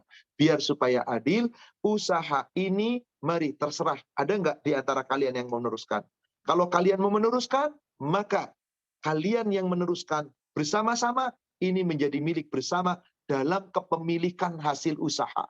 Maka keuntungannya tetap bagi rata, halal, karena ini saham.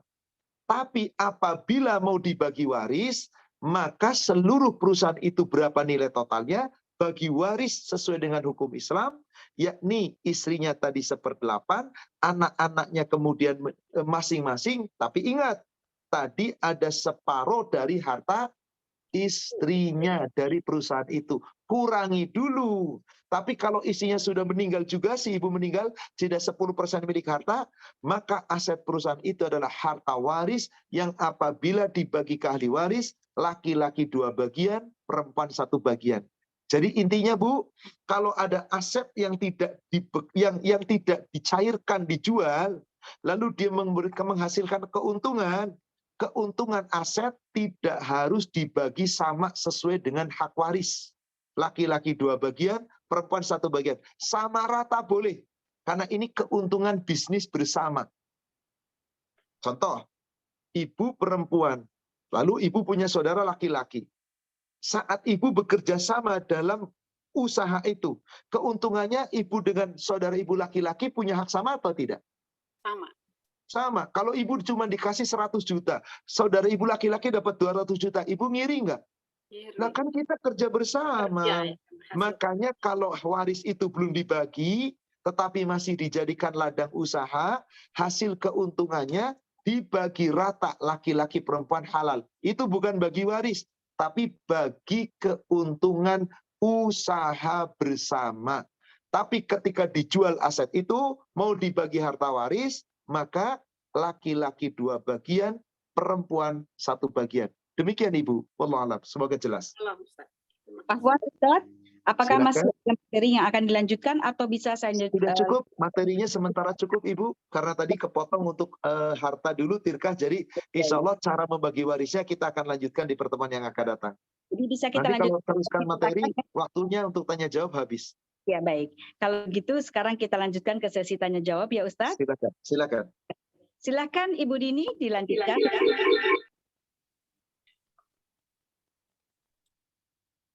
Syukron Ibu Fitri, apa bisa dengar? Iya, silakan sudah bagus kok.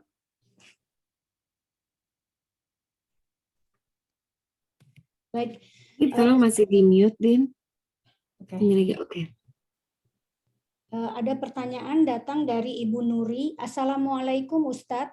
Izin bertanya, apabila seorang suami atau istri meninggal dan mereka mempunyai anak, apakah masalah waris ini segera diselesaikan atau menunggu keduanya meninggal semua? Karena ada orang tua yang menganggap tabu pembagian waris jika salah satu orang tua masih ada. Syukron Ustadz. Jazakillah khairan atas pertanyaannya, bagus sekali. Begini, Bapak ya Ibu jamaah sekalian yang semoga dirahmati Allah. Membagi waris dengan menyelesaikan hukum waris beda. Kalau membagi itu kesannya adalah beres, semua bagi. Si suami meninggal, istrinya membagi waris, maka seluruh hartanya dibagi 1/8 istri, semua anak-anak beres, sudah terbagi. Apakah seperti itu dalam hukum Islam? Jika memang mampu seperti itu. Andai kata tidak dibagi, yang penting diselesaikan. Apa bedanya? Kalau membagi waris harus dibagi saat itu dan habis sudah jatuh ke masing-masing ahli waris.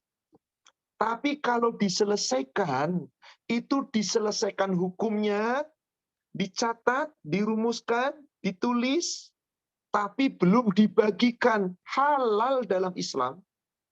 Betul di sebagian negara, di sebagian wilayah, terutama kita di Indonesia, kami, saya, mungkin di Singapura demikian, karena memiliki yang sama, terutama bagi umat Islam. Kalau suami meninggal, masih ada istri, anaknya ngomong, ibu kita bagi warisnya ya. Itu tabu bagi si ibu. Kamu tuh ibu masih hidup, masih udah ngomongin waris. Nanti kalau ibu meninggal, baru bagi waris. Nggak boleh si ibu begitu. Dan jangan si anak berkata demikian, menyakitkan bagi si ibu. Kenapa? Ada yang salah kaprah, apa salah kaprah bahasa Singapurnya? Salah ganda dalam menentukan menyelesaikan waris. Baru dimakamkan. Karena dia mendengar ilmu, kata Ustadz, segera selesaikan hukum waris. Karena ini tanggung jawab bla bla bla bla bla. Betul, segera selesaikan. Bukan segera bagikan, bukan. Segera selesaikan. Baru dimakamkan, malam-malam kumpul keluarga, anak paling tua ngomong. Saudaraku sekalian, karena agama memerintahkan kita segera untuk membagi waris, maka saya minta ibu dengan ikhlas supaya harta bapak segera kita bagi waris. Ibu dapat 1/8, kami anak laki-laki 2 bagian, perempuan 1 bagian. Segera bagi. Sakit hati si ibu. Mau makam baru bapak baru dimakamkan tadi pagi. Udah ngomongin waris. Ngomongin waris boleh, tapi kalimatnya yang kurang tepat. Bagaimana dong? Selesaikan. Andai kata, mohon maaf, ibu penanya, seorang wanita, istri, suami ibu meninggal. Andai kata ini Bu ya, Afan ya, suami ibu meninggal. Ketika anak-anak ibu ngomong sama ibu, ibu bagi warisnya ya Bu, selesaikan sekarang ya Bu ya, ibu pasti sakit hati. Kan ibu masih hidup, nah kok kamu sudah ngomongin waris? Sebetulnya nggak salah si anak itu, cuman tidak tepat keadaan ngomongnya di saat masih duka cita begitu. Lalu bagaimana caranya? Silahkan diomongin malam pertama, malam kedua, malam ketiga, malam ke-10, malam, terserah. Yang penting segera selesaikan. Di mana cara menyelesaikan? Menyelesaikan tidak harus membagi rata sekarang. Tidak harus membagi selesai sekarang. Contoh kasus, boleh jadi ada seorang suami istri tinggal di satu rumah. Rumah ini milik bersama. Suaminya, istrinya tinggal bersama. Berarti milik bersama. Pakai yang ketiga, tirkah yang ketiga. Hartaku, hartamu, milik bersama. Andai kata seperti itu. Nggak ada rumah lain. Anaknya laki-laki 4. Misal. Tiba-tiba si suami meninggal, ibunya nggak punya tempat tinggal, cuman punya rumah itu, anak laki-laki 4, kan sadar bahwasanya harusnya separuh rumah itu haknya ibunya, separuh hak bapaknya, itu yang dibagi waris, berarti 1/8 dari separuh itu diberikan untuk ibunya, dan sisa 7/8 anak laki-laki bagi 4. Tapi ini rumah, gimana cara baginya? Dibongkar, di kapling-kapling. Kalau tanah mungkin masih bisa. Lah kalau rumah, nggak mungkin. Tanah pun kalau tanah itu persegi, di kapling-kapling, nanti gimana ukurannya? Maka dalam hal ini diselesaikan. Gimana cara menyelesaikan? Kumpul. Kalau perlu, cari juru damai yang bisa menengahi. Katakan, ibu sebagai istri dari suami yang telah ditinggalkan suami, anak-anak, dengan meninggalnya bapak, apa harta milik bapak? Kata si ibu, cuman rumah ini yang ditinggalkan, nggak punya apa-apa. Ya sudah, oke, rumah ini. Supaya nanti tidak timbul kerancuan dan hak-hak waris itu bisa diselesaikan, saya bantu selesaikan hak waris. Berapa harga rumah ini kira-kira? 10 miliar. Oke, ibu, rumah ini milik siapa? Milik bersama. Oke, kalau begitu 5 miliarnya milik ibu, 5 miliar milik suami. Karena suami yang meninggal, maka ibu mendapat hak separuh, yaitu 5 miliar, dan ibu punya hak 1/8 dari 5 miliar. Jadi hak ibu adalah 50% hak dari kepemilikan bersama rumah, plus 1/8 dari 50%. Udah ada. Berapa haknya istri sebagai warisan? 50% plus 1/8 kali 50%. Stop. Ini ibu ya, bagian ibu. Nah, kamu berempat laki-laki semua. Maka hak warismu adalah 50% diambil 1/8, berarti 7/8 kali 50%. Ini milik kamu semua berempat. Tulis di situ.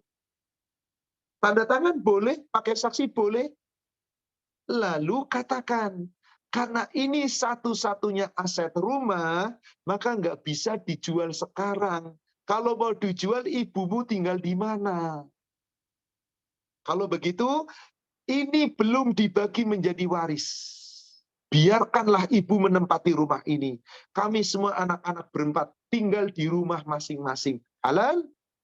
Belum ada yang nikah, tinggal bersama di rumah itu masing-masing. Di rumah itu bersama-sama. Halal? Yang 3 orang sudah punya rumah masing-masing. Yang seorang masih nebeng bersama ibunya. Tinggal di situ. Halal. Yang penting sudah tahu hak warisnya. Ibu 1/8 dari 50%.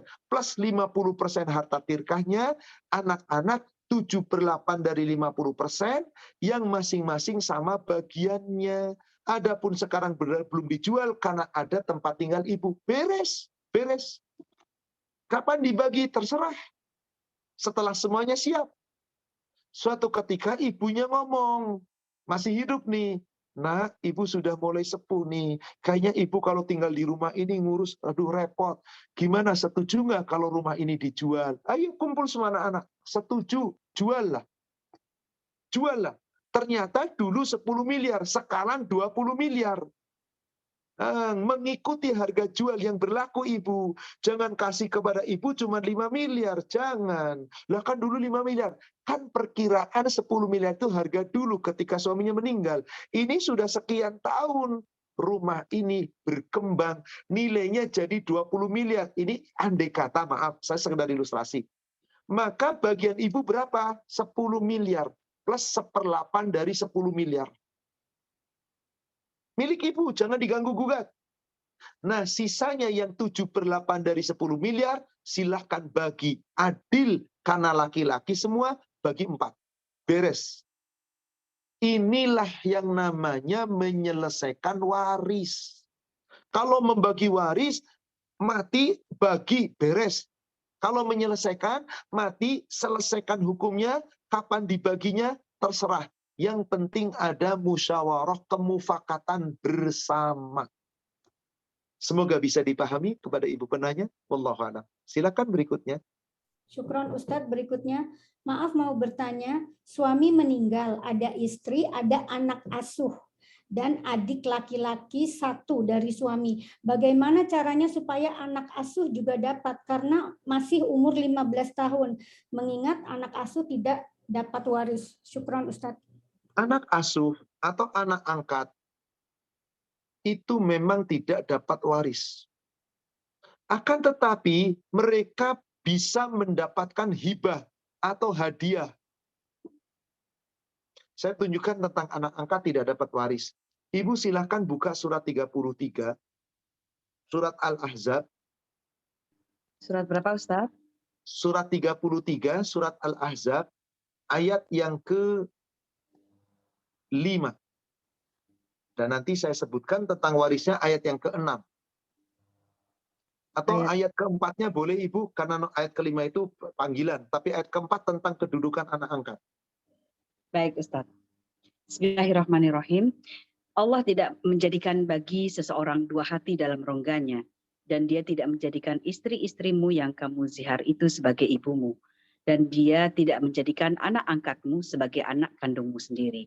Yang demikian itu hanyalah perkataan di mulutmu saja. Allah mengatakan yang sebenarnya dan dia menunjukkan jalan yang benar. Ayat ke-5-nya Ustaz ya. Ibu, ayat ke-4 dulu aja Ibu. Baik. Maksudnya ayat begini. Ma ja'alallahu lirajulin min qalbayni fi jawfi. Allah sekali-kali tidak menjadikan bagi seseorang 2 buah hati dalam 1 rongganya. Maksudnya gini Bu. Maaf, ibu menikah dengan suami.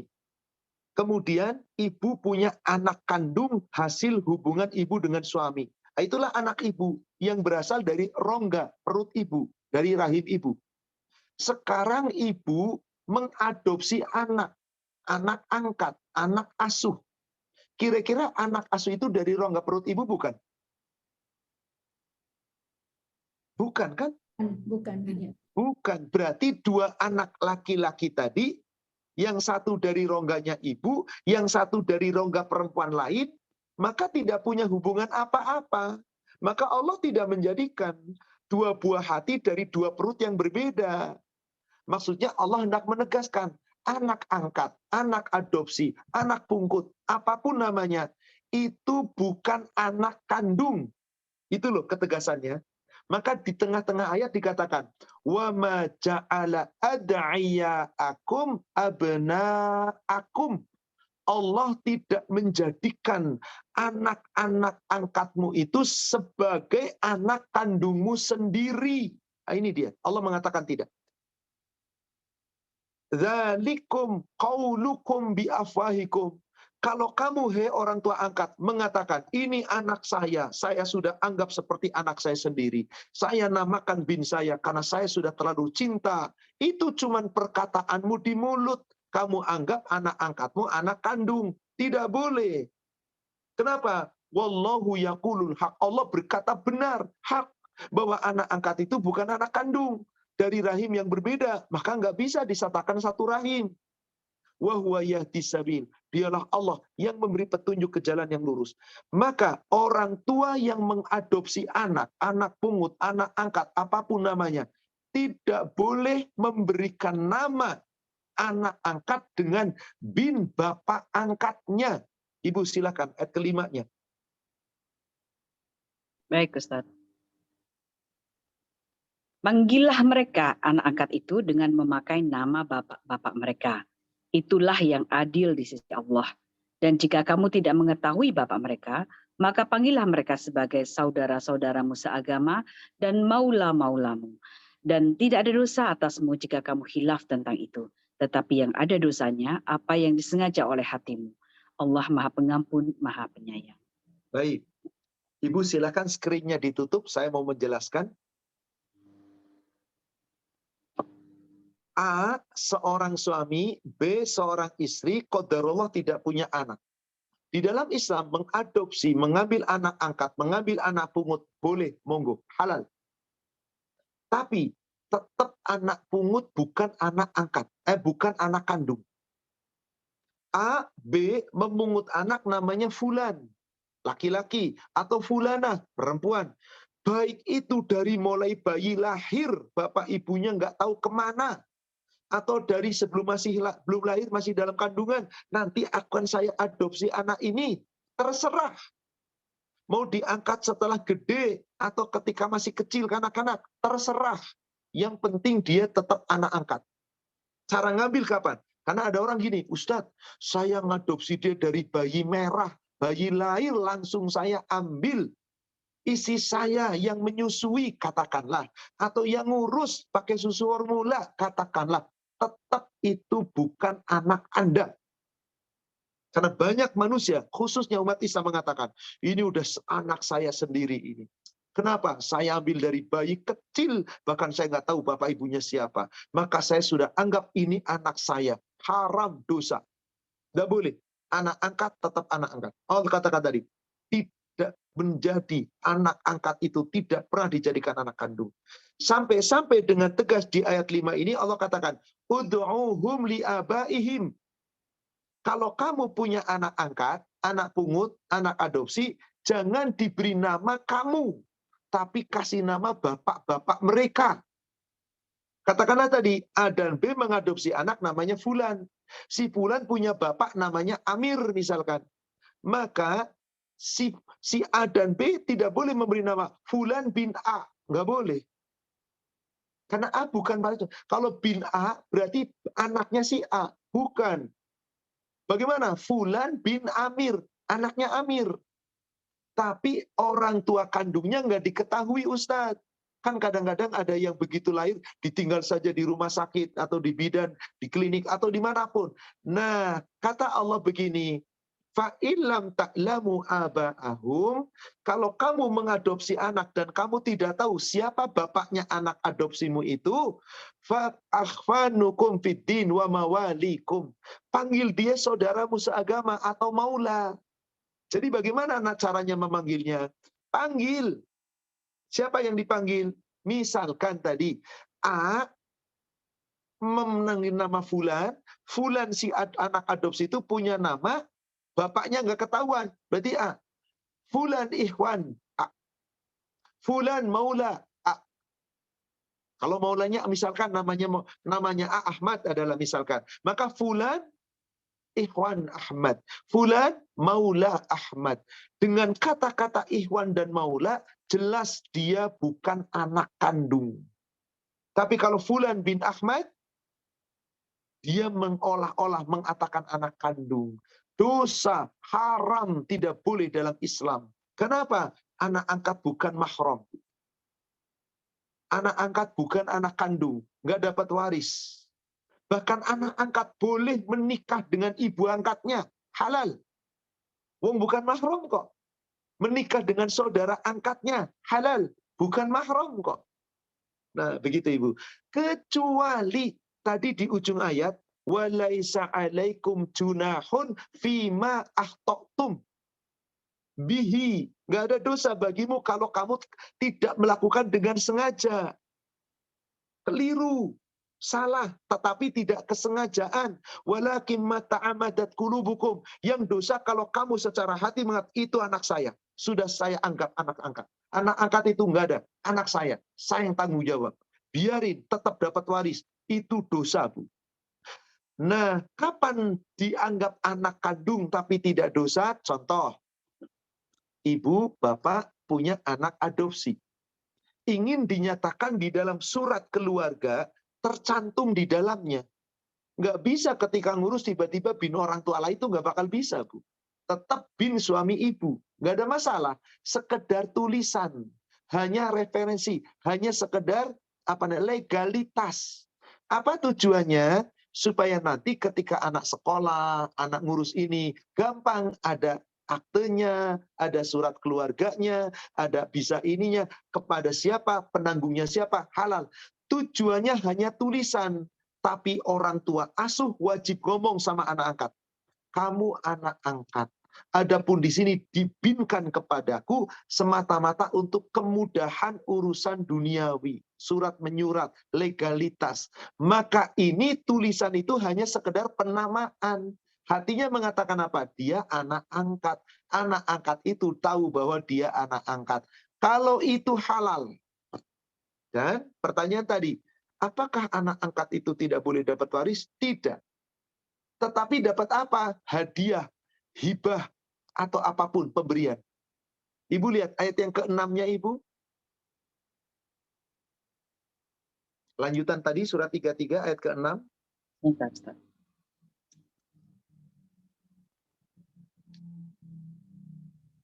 Surat 33 ya Ustaz ya. Ayat yang ke-6. Bismillahirrahmanirrahim. Nabi itu lebih utama bagi orang-orang mukmin dibandingkan diri mereka sendiri, dan istri-istrinya adalah ibu-ibu mereka. Orang-orang yang mempunyai hubungan darah satu sama lain lebih berhak mewarisi di dalam kitab Allah daripada orang-orang mukmin dan orang-orang muhajirin, kecuali kalau kamu hendak berbuat baik kepada saudara-saudaramu seagama. Demikianlah telah tertulis dalam kitab Allah. Ingat tadi, anak angkat itu disebut oleh Allah apa? Maula, ihwanu fiddin. Gak dapat waris. Allah katakan di sini, wa ulul arham, orang yang memiliki hubungan rahim, berarti hubungan darah, ba'duhum aula bi ba'din fi kitabillah minal mu'minina wal muhajirin. Orang-orang yang memiliki hubungan rahim, hubungan darah, itu yang berhak saling waris mewarisi. Anak kandung, bapak, orang tua, suami, istri, dan seterusnya karena punya hubungan ikatan, itu yang berhak waris mewarisi. Sedangkan anak angkat itu saudara seagama, maula nggak punya hak. Illa auliyaikum ma'rufa. Kecuali kamu mau memberikan secara baik, secara ma'ruf, memberikan hadiah. Baik itu memberikan hadiah, baik itu sedekah, apapun namanya silahkan. Maka saya sarankan kepada siapapun umat Islam, apabila ada di antara yang mengikuti kajian kita ini punya anak angkat, anak adopsi, tolong buat perjanjian. Nggak apa-apa kalau ini. Tertulis, nggak apa-apa. Apabila kami meninggal, anak angkat kami tidak mendapatkan hak waris. Tapi kami menghibahkan sebagian harta kami kepada anak angkat. Berapa hibah itu maksimal? Nggak boleh lebih dari 1/3. Nggak boleh lebih dari 1/3. Maka yang sepertiga nanti kalau sudah meninggal menjadi haknya anak angkat. Boleh, halal. Kalau nggak sepertiga gimana Ustadz? 10% harta saya untuk anak angkat. Halal. Ini kasusnya si bapak angkat sudah meninggal. Tinggal ada ibu angkat. Anak sama anak angkat. Ada saudara laki-lakinya si bapak yang meninggal ini, si suami. Maka saat itu keikhlasan dari ibunya. Keikhlasan dari ibu angkatnya. Ibu angkatnya mengatakan, nak, bapakmu tidak memberikan apa-apa kepadamu. Gak ada wasiat apa-apa. Tapi kamu tidak dapat waris. Ibu ikhlas, bagian waris ibu, sebagian aku berikan kepadamu. Maka misalkan, 1/8 dari haknya ibu diberikan kepada si anak angkat. Sebagiannya, boleh. Atau minta persetujuan kepada yang lain. Kenapa? Saudara kandungnya itu kalalah, dia mendapatkan waris. Karena nggak ada punya anak. Isinya cuma dapat apa? 1/4. Maaf, karena nggak punya anak, isinya 1/4. Maka sisa 3/4 itu jatuh kepada saudara-saudara kandungnya. Lalu bagaimana caranya? Panggil saudara kandungnya. Kalian mendapatkan harta waris. Yakni dari hartanya si suami ini diambil separuh. Dari separuh harta milik saya dapat 1/4. Maka 1/4 itu sisa tinggal 3/4 dari 50% harta. Yang 3/4 dari 50% ini adalah haknya kalian. Ahli waris dari bapak yang meninggal. Suami saya yang meninggal. Halal. Berarti kan si ibu tadi punya separuh harta sama 1/4 kan? Nah silakan hibahkan ke anak angkat. Silakan, 1/4 hak saya dari suami saya, dari 50% saya hibahkan untuk anak angkat saya. Boleh. Ingat, maksimal 1/3. Karena kalau nanti ibu angkat meninggal, haknya jatuh kepada hak waris saudara-saudara kandung dari ibu ini. Demikian. Jadi wajib bagi orang tua angkat berbuat baik kepada anak angkat, tapi tidak boleh menganggap dia anak kandung. Maka tidak punya hak waris sedikit pun kecuali orang tua angkat berbuat baik, memberikan sedekah, memberikan hadiah, hibah, apapun namanya. Yang penting tadi tidak boleh lebih dari 1/3 harta keseluruhan. Demikian, wallahu a'lam. Syukran Ustadz. Berikutnya dari Ibu Feni. Bismillah, Afwan, jika bagian untuk anak-anak dan istri tentu ada bagian persentasenya. Bagaimanakah hitungannya? Sepertinya tadi sudah ya Ustadz. Ya, persentasenya adalah hak isi dulu diambil. Kalau anak-anak berarti 1/8, yang 7/8 baru diberikan kepada anak-anaknya. Kalau laki-laki semua bagi rata. Kalau laki-laki dan perempuan, maka laki-laki 2 bagian, perempuan 1 bagian. Demikian, wallahu a'lam. Syukron Ustadz. Berikutnya dari Ibu Yunita. Bagaimana si wanita menikah dengan orang asing? Berhubung ada undang-undang negara orang asing, tidak ada hak atau tidak bisa punya properti, dan mereka sepakat membuat perjanjian jika suami meninggal atau cerai maka 50% harta atau aset untuk negara. Bagaimana? Boleh-boleh saja, karena itu kan diatur undang-undang negara. Betul, di negara-negara tertentu ada undang-undang seperti itu. Seorang yang berada di negara asli, kemudian menikah dengan orang asing, maka undang-undang negara itu tidak membolehkan orang asing mengambil propertinya orang ini. Sehingga apa? Setelah itu, setelah dia bercerai, dia nggak bisa dapat apa-apa si istri ini. Kan kasihan. Maka ada undang-undang yang ditentukan negara bahwasanya, lalu dibuat perjanjian oleh suami. Kalau dia nanti meninggal atau bercerai, maka si istri mendapatkan bagian separuh daripada hartanya. Sebetulnya dalam Islam seperti tadi, tirkah, dibagi 2, halal. Apalagi diperintahkan oleh negara seperti itu, halal. Perjanjian pranikah itu sebetulnya berkaitan dengan tirkah, dibagi 2, halal. Hanya tadi ada tambah-tambahan, jika bercerai atau meninggal, maka yang separuhnya adalah milik negara. Ya halal, ini undang-undang negara yang ditentukan. Yang penting bagian saya sesuai dengan yang diundang-undangkan oleh perjanjian bersama suami istri, yakni mendapatkan separuh dari hartanya. Setelah itu separuhnya untuk negara. Silakan saja, halal. Karena ini memang ada istilahnya apa ya, dipaksa untuk menyetujui perjanjian itu. Ya bagaimana lagi? Wallahu a'lam. Syukron Ustadz. Berikutnya dari Indra Pujianto. Maaf Ustadz, mohon penjelasan bahwa harta masing-masing suami istri halal untuk dihitung masing-masing jika keduanya ada penghasilan, bukan untuk digunakan bersama. Tadi sudah disampaikan tirkah di awal, mudah-mudahan sudah mendengar.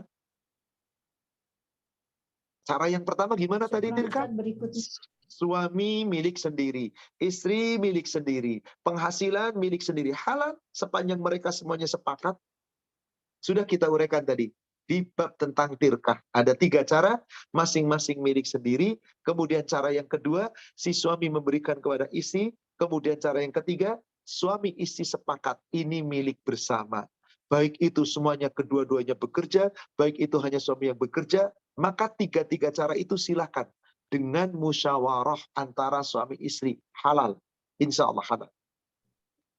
Syukron Ustadz, berikutnya apabila ada disepakati rumah itu dibagi 2, kemudian salah satu meninggal, berarti harus dijual dulu rumahnya atau harus segera dibagi, dan bagaimana dengan aset-aset yang lainnya? Apakah harus dijual dulu, Ustadz? Mungkin tadi secara singkat sudah dijelaskan ketika ada asetnya cuma 1 rumah, dibagi 2, berarti isi separuh, suami separuh. Apakah ketika suami meninggal berarti harus dijual? Tidak harus dijual. Saya ilustrasikan tadi. Lah kalau dijual si istri itu mau kemana? Kecuali istri ini setuju, oke jual. Ya sudah jual. 50% milik si istri bila bisa beli lagi rumah di tempat lain misalkan, nggak ada masalah. Berarti yang sisanya setelah diambil 50% itulah haknya suami. Nah karena suami meninggal berarti 50% dari situ diberikan kepada istrinya 1/8 jika punya anak, 1/4 kalau nggak punya anak. Seperti itu sudah dijelaskan. Bagaimana aset yang lain? Sama. Dijual, dibagi saat itu, andai kata bisa dijual, boleh. Tapi kalau aset itu berupa usaha yang menghasilkan, nggak dijual dulu, nggak ada masalah. Nggak ada masalah. Yang terpenting di sini ada kesepakatan bersama. Dan sudah diselesaikan. Bukan dibagi segera saat itu, enggak. Diselesaikan. Ternyata asetnya memang harus dijual.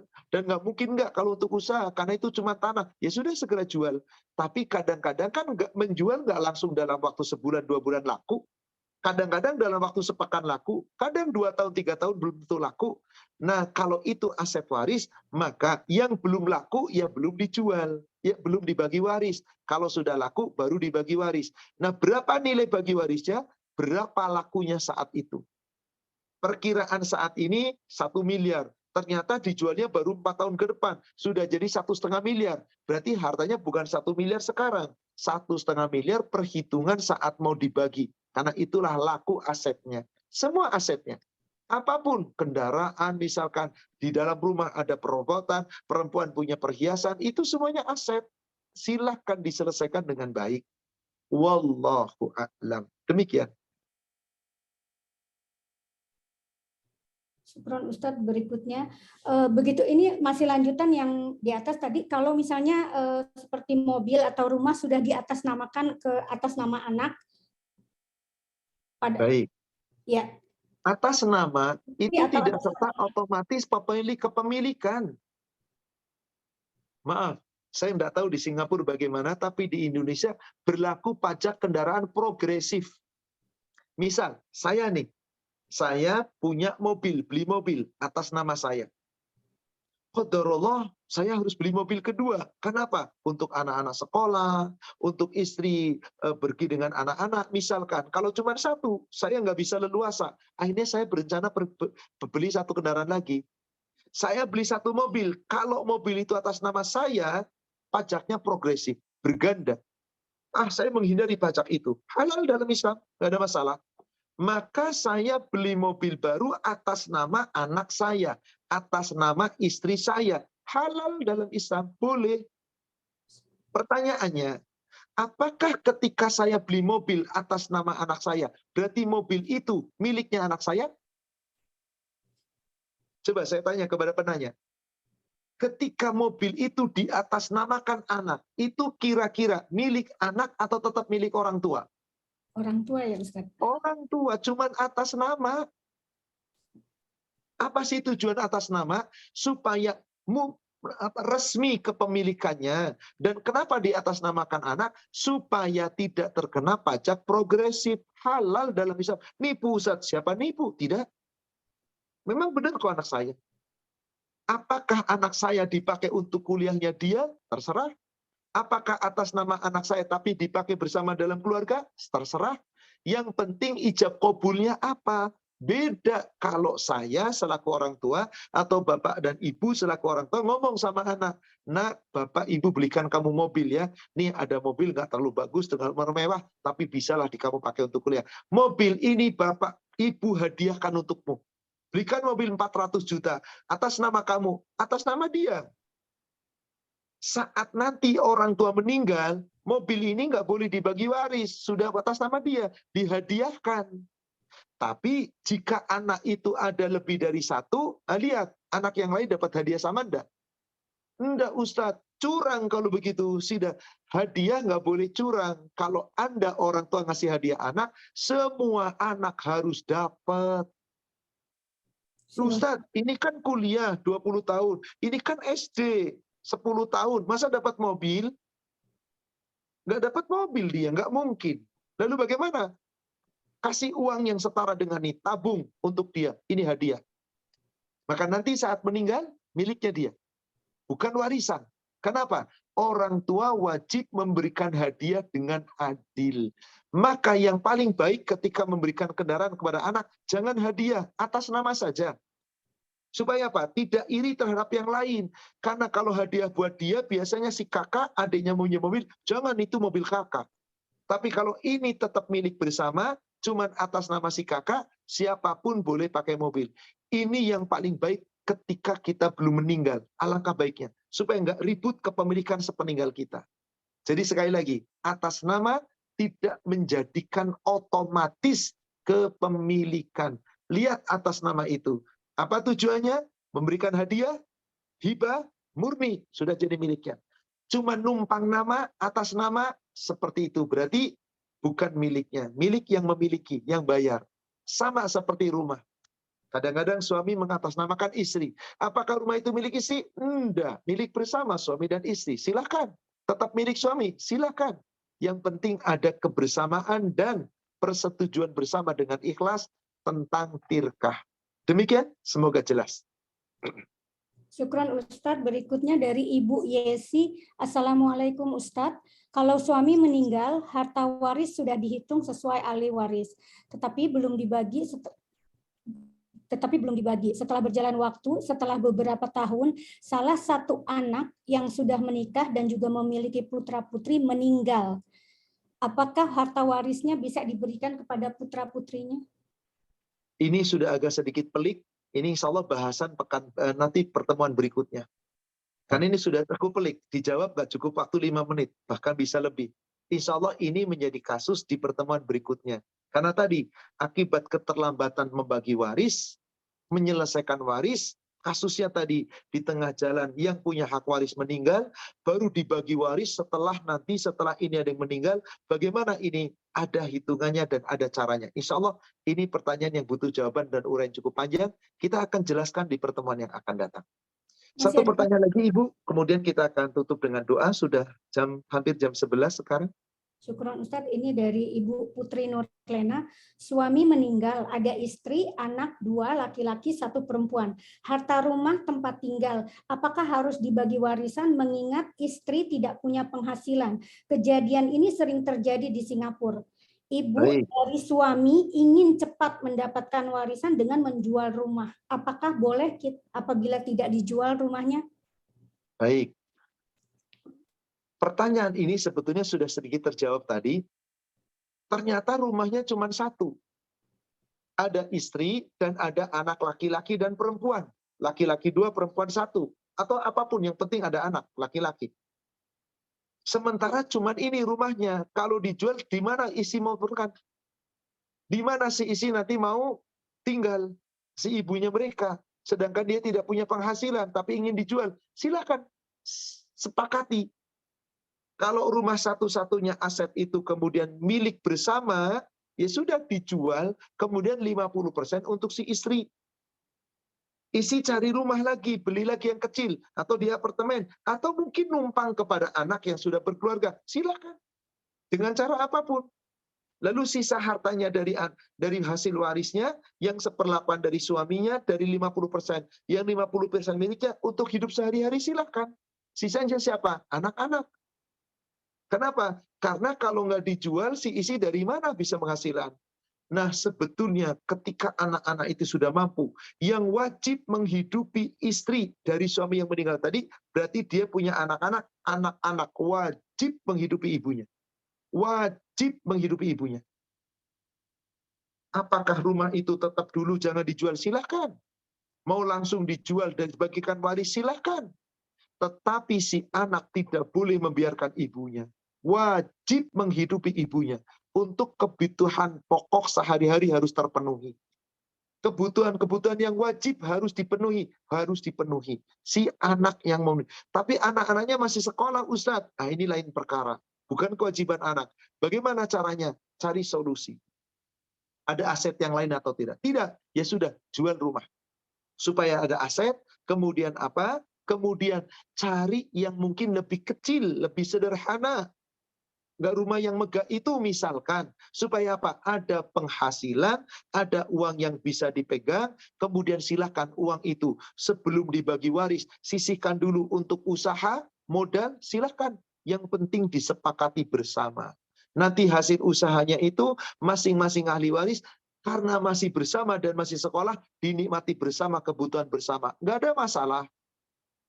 Sebagian lagi ditabung, nggak ada masalah. Nanti usahanya berkembang, ada keuntungan. Berarti itu adalah milik semua ahli waris bersama. Nggak ada masalah. Silahkan. Jadi yang penting saat itu ada musyawarah. Tidak saling ribut, tidak rebutan, tidak saling maksa. Tapi musyawarahkan. Mana yang terbaik?